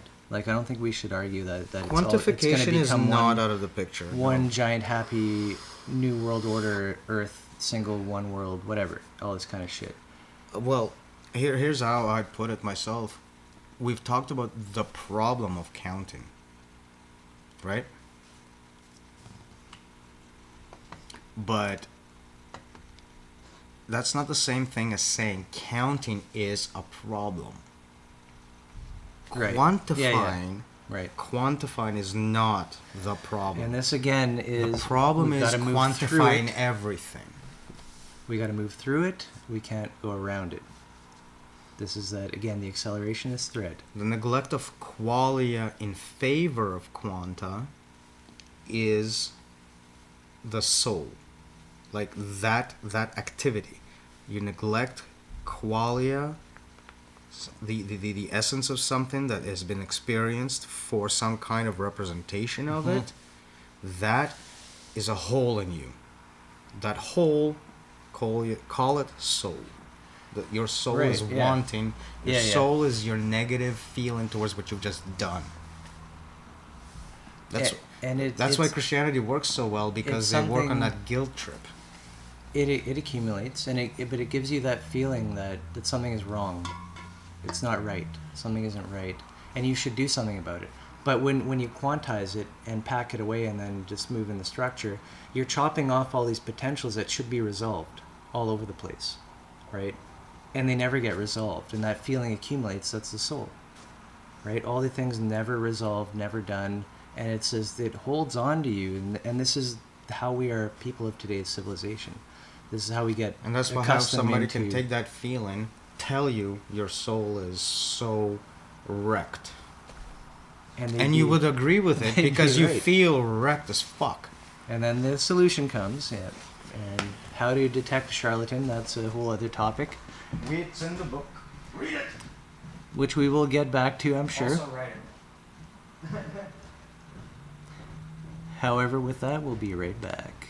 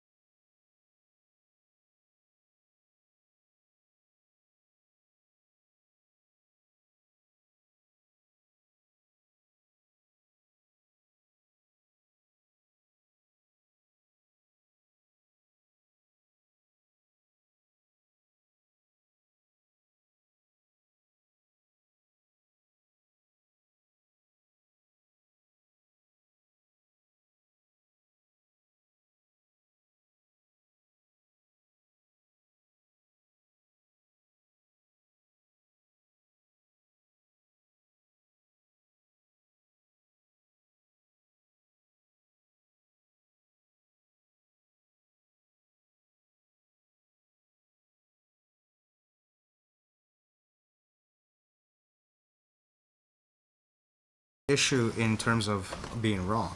I'm okay with it. Yeah, that it being wrong. But there is an interesting thing I came across. Well, no less than writing this book. The fact of authority, Mm-hmm. right? In order to, Justice. let's say, write a book, you need to write in a manner that is authoritative, so that when someone reads it, it interfaces with their perception in a strong, structured way, right? You can't just be like, oh, you. Not authoritative. I kind of think it's, you know what I'm getting at, though. Authority is the word. Okay, so this part of the reason why I do speak matter of factly, but authority is not it. Authority. This is a touchy subject because people will fucking. It's not authority. Come after you. That I'll give you some model talk speak. like you think Model you know sp- what you're saying. I don't disagree. think I you don't know disagree with your everything, premise. I don't right? disagree with your premise. I just want to nitpick the description because we have model speak for this. Right. It's the fiat. It's So we can describe this it's phenomenon. it's command of fiat. It's, In other words, yeah. So my way of speaking might rub off in a different way than intended on some people, obviously, because I speak too matter of factly and I don't cite my sources, despite the fact that sometimes I never read said sources to begin with. So that's another issue. You and me both. brother. That's another issue that we might want to consolidate at some point. It's But coming. I do not really hate the fact that I also act like a filter. So one of the things that's probably happening is that I will speak, it will resonate the wrong way with somebody, and they will just fuck off. Right? Because what they got out of it, the way they understood it, was not the Dude, intended. this isn't unique to you. I No, had this I know. in my quote-unquote SOTS career as well. It's not unique to anybody. And I've encountered probably almost 10 times at least in discussion like, oh, you think you know this, you think you know that. But, and I've tried to say in the moment at least, I speak in hopes that I be corrected. Yes. I wish to God There is that. that I be corrected. There is that.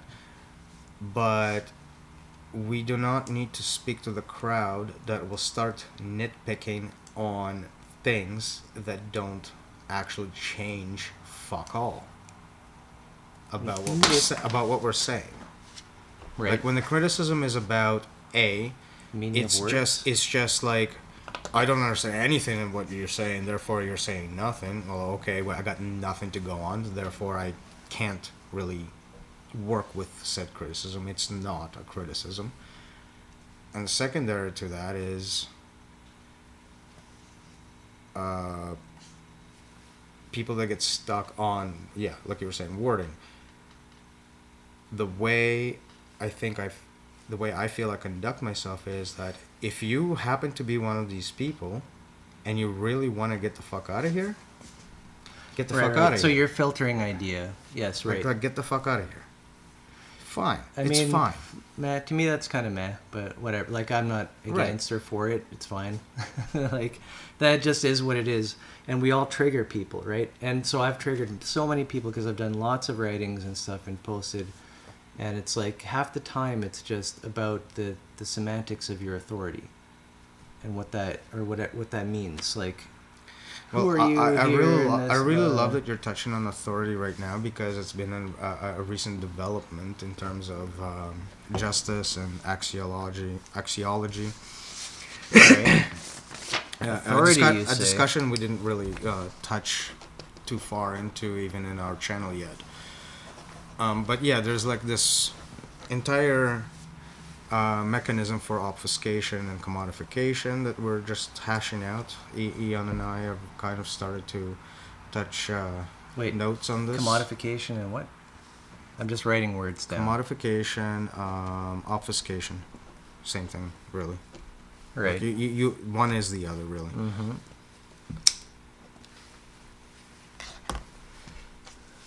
And Yeah, that's, It that's has to why do. It has to do the with obfuscation's It has to happening. do bleeding of 'Cause of the market. aesthetics.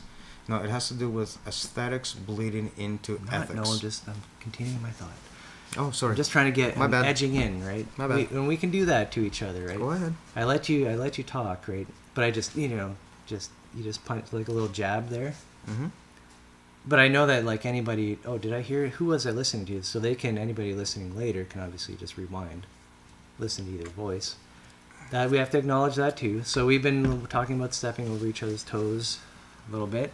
Yeah, I talk a lot. And I get so excited to try and make counterpoints and stuff like that. And I know he's just waiting to get his edge, and then I forget even what I'm saying. But yeah, anyways. I do listen. That's not true. So, like I do try to incorporate what it's you something say. to work on. And our dev meetings have been very oriented towards ourselves. Like I always get like you and talk, and I'll kind of, understand. But I can also, if I'm trying to get the listener, the viewer, you are dear spectator, subscriber. Yeah. Your goal is to regulate what I say so that it's digestible. My goal is to say as much as humanly possible. Right. So it's kind of like it's kind of my fault that I just don't stand up for myself. But also it might have to do with some smoking amounts and certain strains at certain times. Yeah. Just saying. Well, yeah, So it's a team effort. We're all stuck in our own, so to speak, neurosis, if you will, right? Like we all find gratification. Me trying to do my ponytail in a way that doesn't show up on camera.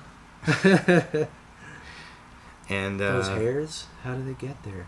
And it's true. Like I get the most gratification out of these sessions when I've packed as much as I possibly could into the discussion. And I will Like, never make like, it as that, dense as to me, possible. That's as satisfying to me as it is to you. Trust me. When I know that something's down, recorded, we can always come back. When the topic comes up, any topic we got, there's like at least 1 4-hour session on that topic. Like just go This to it. discussion on justice is going Right? to be an entire 4-hour session for sure. For So, sure. Authority and Justice, you were saying, was recently. Yeah, justice. And what's your leads- thoughts on this? All of this justice, together? How does it connect? Justice, as it is defined in axiology proper, leads to the authoritarism. meaning of value. Authoritarianism. The meaning of value. What is value? What does So- value mean? Value from the perspective of both ethics and aesthetics. Aesthetics deals with taste, palates, and the idea of beauty, and how palate dictates beauty by pleasure. Ethics deals with right and wrong, and aesthetics bleeds into it by wrong becoming pleasurable and by right becoming pleasurable and wrong becoming a source of displeasure. And then ultimately morality, being a list of rights and wrongs, devolves into just one right, which is justice, and everything else being wrong. So you're talking about the reification of justice here. Or a quantification rather than Quantification. reification. It doesn't get reified properly at all. Yeah, when I say reify, that's what I mean. The problem of reification. That's really, I keep conflating the problem of reification. Misreification, I guess. But everything is a misreification. It's are you feeding back? Are you in yeah, the process. All qualitative words, again, art, love, Right. This, justice, of course, blah, this blah, blah, ain't blah, blah. easy to put into words, ladies and gents. But yeah, so that's an interesting path there. So we get like Right and wrong. So you're codifying this conceit of the affect. with ethics being a rationale behind it, and the rationale does not have to be rational. It has to simply be pleasurable. It has to be beautiful. Hence, aesthetics bleed So this into is like ethics. lowercase ethics. Is there an uppercase ethics? Yes. Okay. So then that would be something else, right? So that's a lowercase. And we could say Guest in master. You are a guest. You are talking to a master. You're communicating with master. Model is very like just model. When you talk about art, it's just What a about model. aesthetics? When you talk about This is the lowercase aesthetics, if you will. Beauty aesthetics, being pleasurable. aesthetics tries to value. Is there an uppercase A aesthetics? Aesthetics is trying to create a definition for art and quantify beauty. Okay. Model is again, Is there an uppercase? yes, model is again art and beauty at the same time. Resonance, the orchestra together, the dance together, that is the art. Coherence, stepping up the domains of progress. Cool. Is the art. So Is the skill. Is the is what's beautiful. I guess we haven't really. So we don't have so we don't have like a huge definition for how to evaluate what is beautiful. Beauty is found in the model. Like the model is what's beautiful. And I know it sounds like let's just like own the word kind of a deal, but it's not coming from a sense of ownership as much as it is the other definitions being given are ultimately serving a charlatanistic purpose. The effort to take those words back is to point back to the them being a reflection of life, which we take to be pre-civilization, pre-commodification, the very things that have allowed for its outflow to begin with. And so it's the natural progress of reflection in the with isomorphism of what's happening. These are qualitative words, so they're obviously not going to be like easy to describe. But art and what we intrinsically find beautiful correlates heavily with what we already are, which is what we're already trying to model, which is why, Right. which is Well, why fancy we're, that. which is why I'm aiming for the word art to be a kind of like an expressive representation of Self-expression. exactly that. Art is self-expression. So ultimately, self-representative expression. so ultimately, it's model representing model. Skill is how isomorphic it can do it with the degree of isomorphism, and which is the degree of coherence it can do it with. And beauty is how well it's done. The application of said skill. Fine.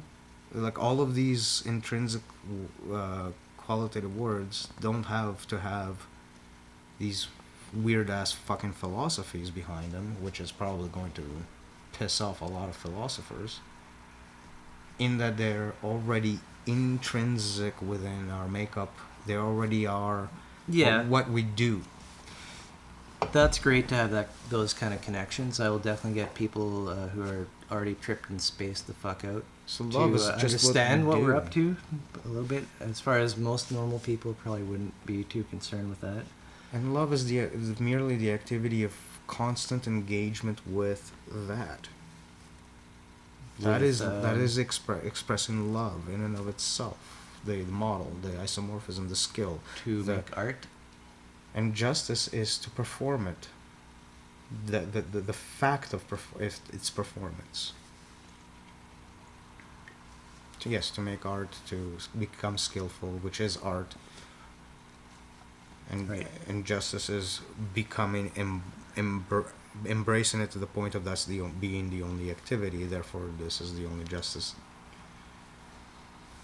This is the only expression of justice possible. To express a representation of the self. Justice is beautiful. Justice is art. Justice is skill, justice is. Like that's Mhm. why what I wanted to bring in And that interestingly, that distinction. it kind of like crumbles down any sort of walls of ideas of like infinitely existing structure, like the supreme law, or like the state as being like an immortal entity. You know, like it ain't like that. Objectivism is down. Ain't like that, yo. Yeah, I was messing with the, trying to get some aesthetics out of this. It didn't work too well, but close. Yeah, I'm sure nobody would understand what I wrote down there, anyways. But this is a method of facilitation, by the way. Writing on paper, like as someone speaks, write the idea out. So I just mapped spatially. And really, all I tried to do is recreate the narrative, recreate the underlying narrative those concepts point to. And the end result is that what we get is that every philosophy is trying to reify these concepts, and what they're not doing is questioning the validity or the axiomatic propositions of these concepts to begin with. So axiology is about all the different philosophies that try to justify value, and it does not contain any kind of thought process that says axiology might not be a valid proposition to begin with. Right? So it kind of What's that? So again, the meaning of value. Yeah. What is value? That's axiology is the logic of value. The logic of value. How do you value something? What does it mean to have value? Axiology, at its core, is the validation of specific categories by which value can be judged, can be processed. So it sets out a protocol. Are you saying it's not a true protocol, though? Or yeah, it's axiomatic. Well, okay. So, but wait, there's lowercase axiology, but isn't there uppercase axiology? Like, doesn't the model know how to derive value? Its entire purpose is to transform qualities into quantifiable bits of information.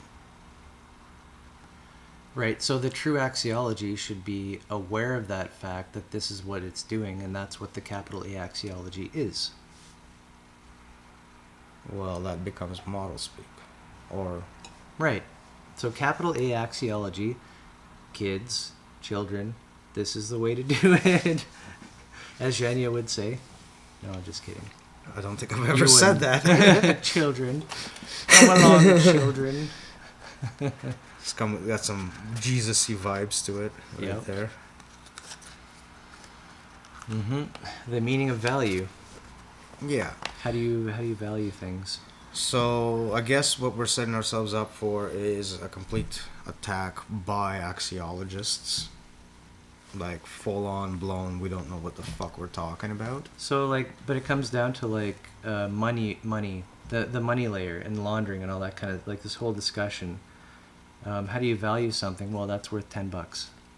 Is that the limit of your value system, your value interpretation system? That's a problem, because now you're just a mechanism. You're a machine. In that sense, in that case, right? Well, if quote unquote. So that's what I mean. So value is inherently self-generative. Value, it comes from demand. Another way to put it, once you have value, you're in the fundamental layer, and you don't need to jump back out of it because it's already injected into whatever processes you want to do. It's laundered. It's gone. There's no reification on the upper. What do you mean it's laundered? Because you've transformed. You're doing what? I didn't get the scenario. Like, what's happening? And the scenario is that you've took a quality and quantified it as preference, as this quality gives you more pleasure, so you value it more. It's the more valuable one. So now that it's in the more valuable algorithm, more valuable variable in the algorithm, you don't actually need to reify anything back. That doesn't have to say anything back to you. The algorithm is processed. Mm-hmm.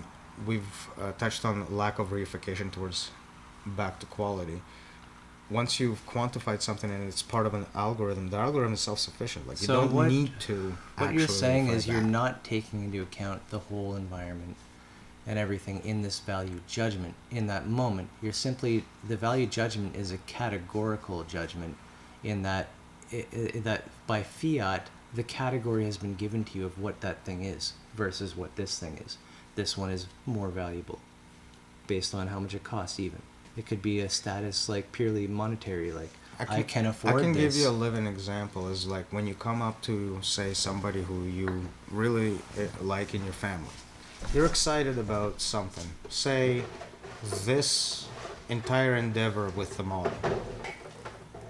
Right? Fine. You start talking to them and they just blink. Their eyes roll back. Right. Correct. So, Pardon? you've quantified your thoughts into words, expressed them all out, but that bit of fiat that hopes for the specific resonance ain't doing it. Right? So you're talking to somebody who's just blinking at you. So what you're saying, Right. you have So this you is have where this whole picture in your This is where head. skill comes in. Yeah, you have this whole picture in your head. You transform that picture into words. You give them a story, and that picture does not Through a form. linear, a serial Right. data stream, Exactly. one word at a time. And That's a and skill. How do you build that? so there's You've a got there's all a- these. You've got 1,000 words times a billion. So what's resonating is not what you were hoping to resonate. Like, you plucked a string hoping for a certain Sometimes. note. You plucked a string at a D. You're hoping for a D string to resonate with you. But you've gone through some relativistic effects where the gravity is different and something is more stretched out and just fucking with you with the analogy. But Yes. you know what I mean? Like, the context has changed so much in the universe that your D string is now an E string in the other system, and so the E strings resonate. And you're like, what the fuck? That's not the same string I wanted to resonate. Right. In their dimension, it's different. Right. Like, they're holding a completely differently tuned guitar. Mm-hmm. That Or is- something. It's a shit analogy, but I hope it paints enough of a picture. You know what I mean? Well, trying to put a camel through the eye of a needle, Indeed. one cell at a time. Oh god, that poor camel. That's how else are you gonna do it? It's tough. Each cell bursts out of from the pressure. It's just like, I don't even got a cell over here anymore. Well, probably. Well, yeah. No, like, It depends on the mechanism. imagine the cell is like bigger than the hole, and you try to squeeze it through, and it just like pressurizes it, and it just bursts on the other end instead. We're talking a God mechanism here, which can gently separate each cell one after another. It just goes through the eye the of God a needle. mechanism. Right. Right. No, Always forget I can about the imagine God human mechanism. ways of extruding a camel out of a needle eye-sized hole. It would involve a lot of pressure, and I bet you it's possible. Oh, those bones. Bones? What bones? I can see only liquids. Oh god, we're terrible. We can people. deconstruct. Definitely. We have the technology. Takes a knife. Butchery. Yep. So, anyways, yep. Ah, The guild. Being sheltered, so beautiful to see the guild being sheltered. It's, you know, it's happening here, there, everywhere. Facilitation helps. Well, I think we covered the subject that you really wanted to get into, as to how to picture the ontological matrix, the guild in the ontological matrix, and the idea of guild corporations forming within a sheltered real corporate network, popping in and out of existence based on demands, and then another corporation facilitating the institution to supply said demands with Right. To facilitate demand, if you will. with work. Not so much that when you said supply, sometimes I would think like to give the supply to the demand. So- but you're talking about facilitating the demand. So imagine a corp popping up into existence, overlooking, and says, "Oh, this is a demand over here. I'm going to take this Well, corp." Think about And I've seen supply this. it. We've all seen this probably on Facebook and stuff like that. Probably whatever, just networks. But it's like somebody has some kind of need, and then out of nowhere, like some facilitator will just come up and be like, you know, like this is probably like more with sort of like community leadership type people who can do this actually, but say, yo, like one of these people, this family, they just came onto hard times and like now they need help doing this, can like, you know, and you advertise the demand, you put it out to your network, and before you know it, it's like, just because it's like such a good, happy community, like, yeah, man, I got a truck, I can do this, you know, whatever, right? And just resources, supply starts coming, right? Like you see this, what I'm saying is you see this is community type, just emergent demand response, right? That's all we're describing here. It happens all the time, and we're just we I guess the premise here is model. If you can model something accurately, you can properly interact with it and create better outcomes. And to template said model, the animistic complex adaptive systems model that we're talking about with layering is the foundational template upon which one should structure whatever it is they're modeling. It should come from the same source, if you will. In other words, if you're trying to rope together a group of people, you should understand that you share a lot of the very same fundamentals. You all have the same needs and all this. There's so much shared amongst DNA. you, if you will, right? That it's really just to be aware of that and build on it, right? And take different aspects. Not of just doing these arbitrary ego structures. So to complete my thought from earlier, with the institutions being and that's big. with the institutions being Just saying. the source of demand, and the corporation being the source of supply, you have those training corps, right? Who supplies the skill? Academies, Who we'll supply call the it for now. skill? And so you have a demand, and then for the demand, you have a demand for skill sets, right? And so the institutional job is to not only train people, but also take those same trained people, and so connect them to say, oh, these things that are being demanded are totally in your area of qualification. Like,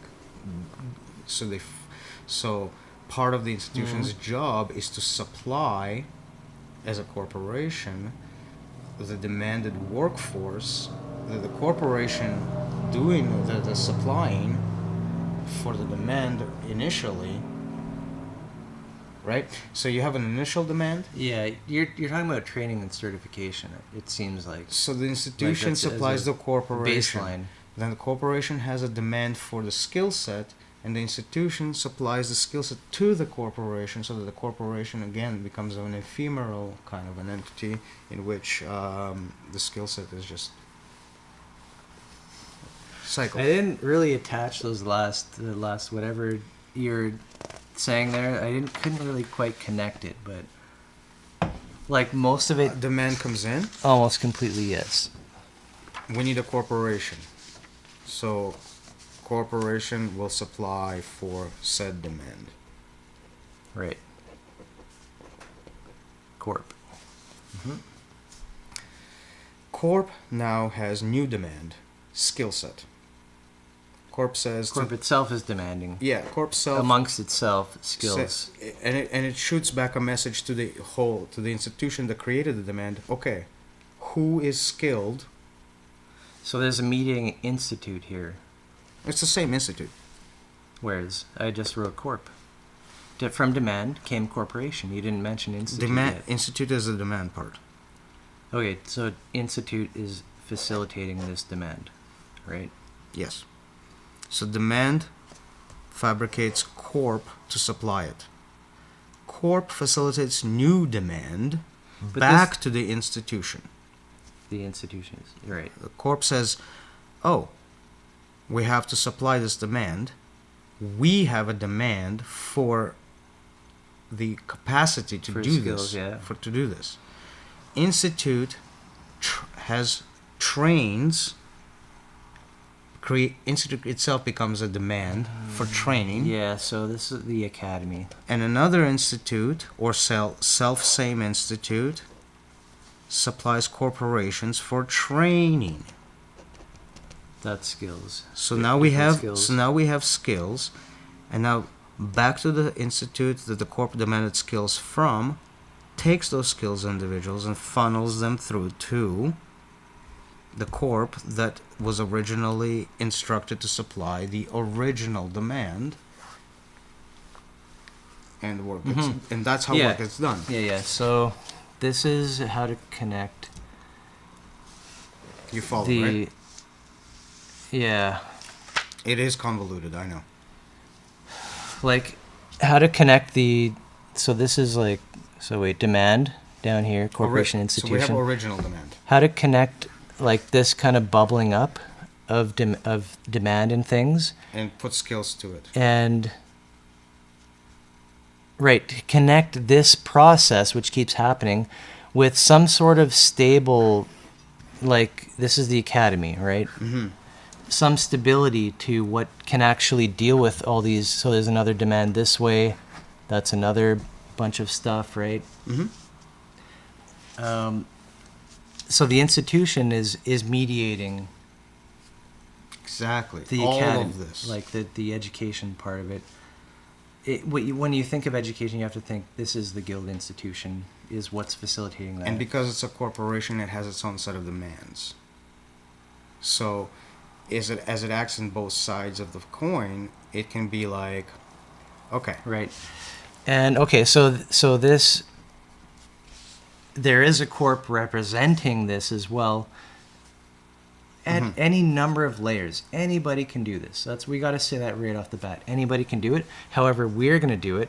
This is the whatever we're going to create, right? We got it. Like we've been thinking for so long now, like a certification authority, basically training certification, and which pertains what to do you the call natural it? guilds. Aggregation of the guild as we see it from our perspective, right? And that we're going outwards.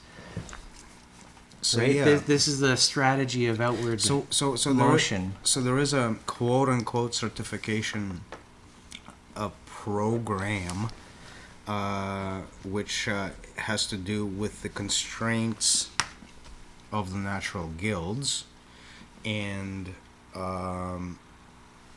certain capacity for these constraints allows one to manage, if you will, the entire concept of what we call the corporation and what we call the institution, and those are essentially it's the same skill set utilized in two different ways, right? If you remember those spreadsheets, I don't know if we should go into details. I don't think so. Not today, no.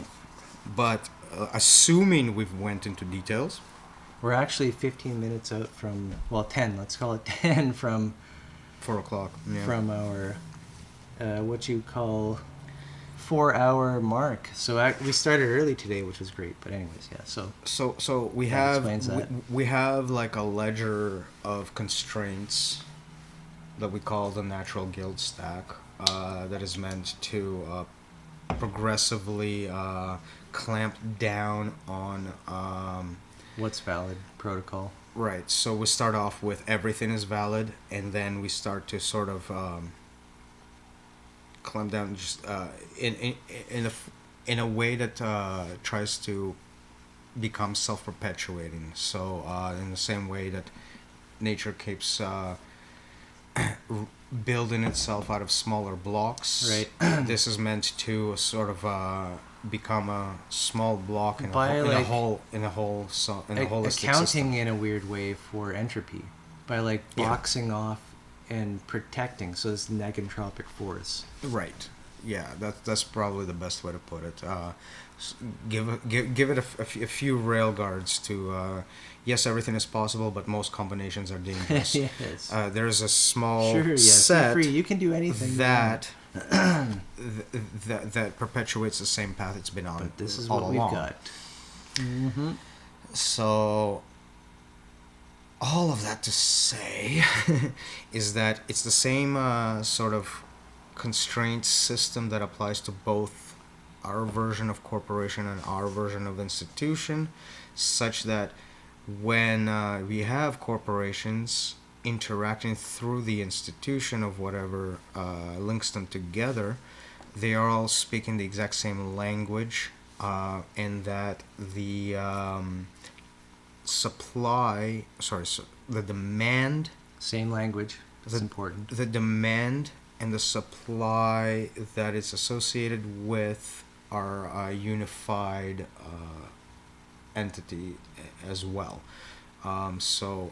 Creating a uniformity between both. So you're saying camps. it's not like an other who is supplying. In other words, via trade out to the outside. Yeah, and we've seen this in the example of where a corp is what becomes an institution because it is supplying specific demands based on demands.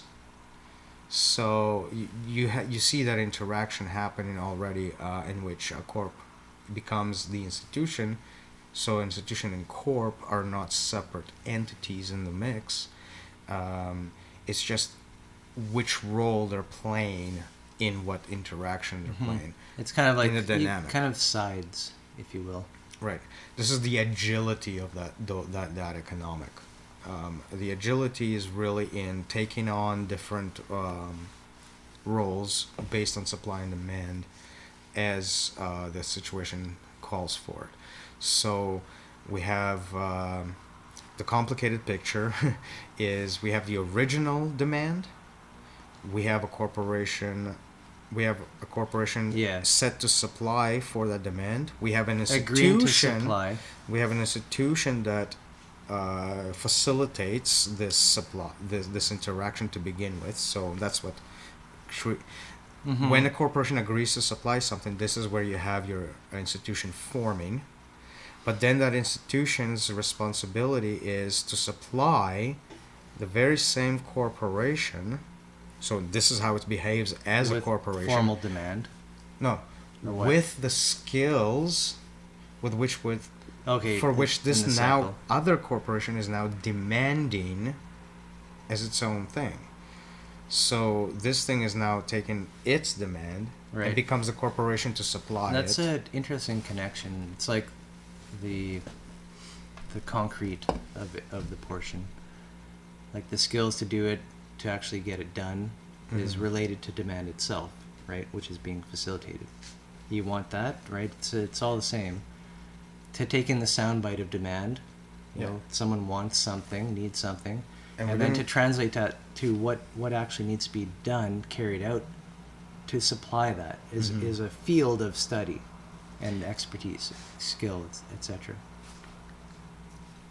Yes. And then there's another flip side to this. So then there's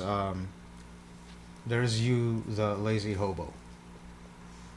Which Say- I aspire to Say personally. you are bored. Say you want to learn something because you're bored. Oh no. You have a demand now.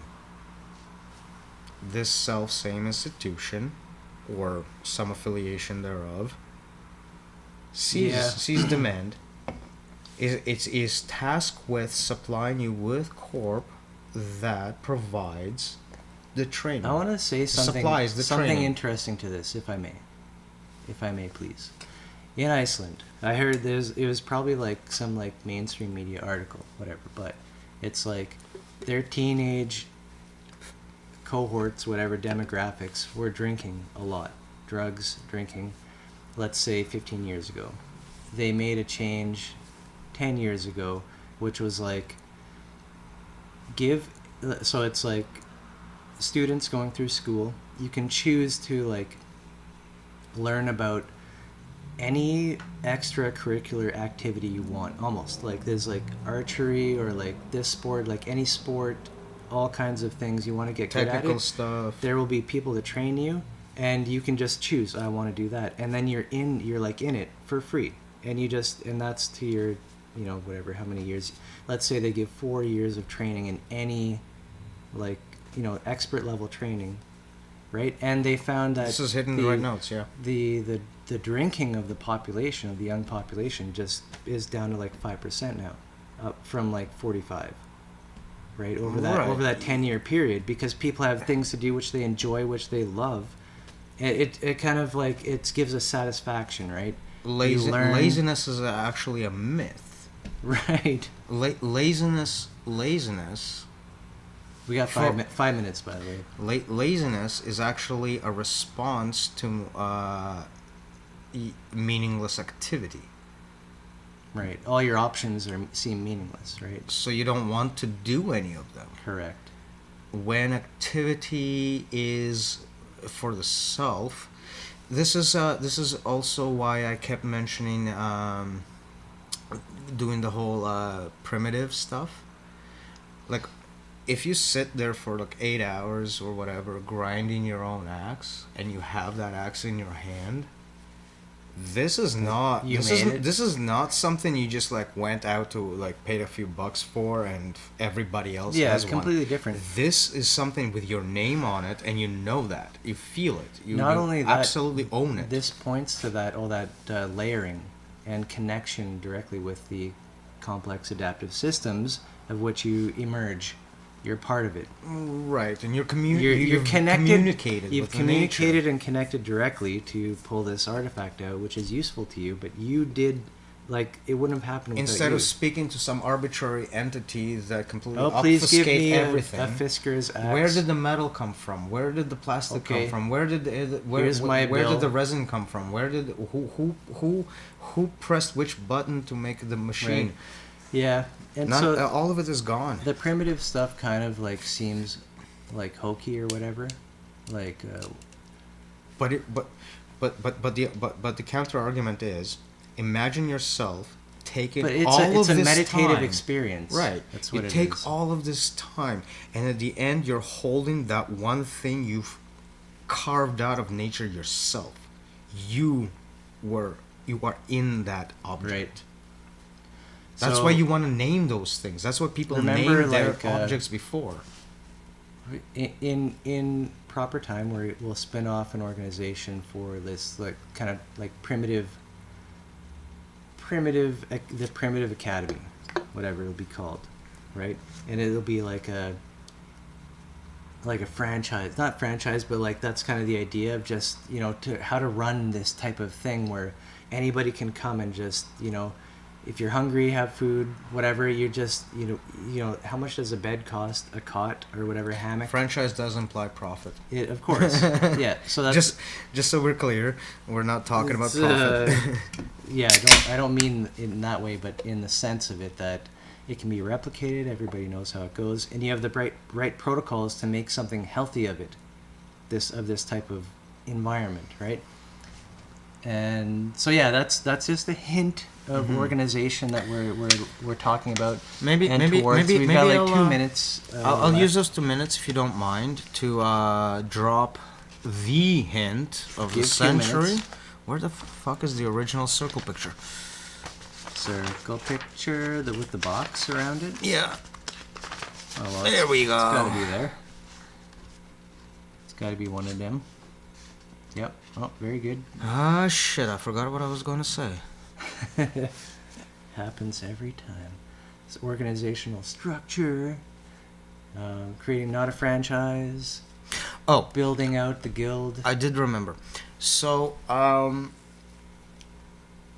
think the last point to be made is that in order to have what is pictured in the middle circle to begin with, Middle and left. middle and left, is that for any and all of these circles to both recognize each other and recognize the overall structure of the itself, right? Mm-hmm. It has to operate on a common set of constraints. That is Right. the entire subject of mediation. This is the constraint of constraints. Mediation for hopefully an obvious reason. Right. Medium that they all tap into. Yeah, is the thing that's Well, always the always language. been there. The thing that's there. It's a language, and like DNA is a language, Right. right? Yeah, we just need to It's tap this into common that, yeah. medium that mediates the implicit sort of recognized protocols that go into the full structure. So without deviation from this mediation, it is the guild. And that mediation is constraint based, starting with the most egalitarian Right, right. principle So all of our and, charts, and a little bit more. our charts are trying to show this with the neural operating system, like climbing up the layers and all that. It's just we're showing what the constraints are. This is the a rational logical model and all that kind of stuff. And again, by constraints, we don't mean dogma. We're talking about like the same thing that happens in the physical world, where if you don't follow engineering constraints, whatever structure you have architected is going to fall down, right? So it's important to understand that constraints don't mean thou shalt not, but rather This is And how it came to be. So a- don't an- undo that. a protocol evolution that takes care of more and more entropic principles. Indeed, indeed, much more than can be ever usually said in any system. And we do have a cap. Typical. Sentient machine is a cap for a reason. And with that,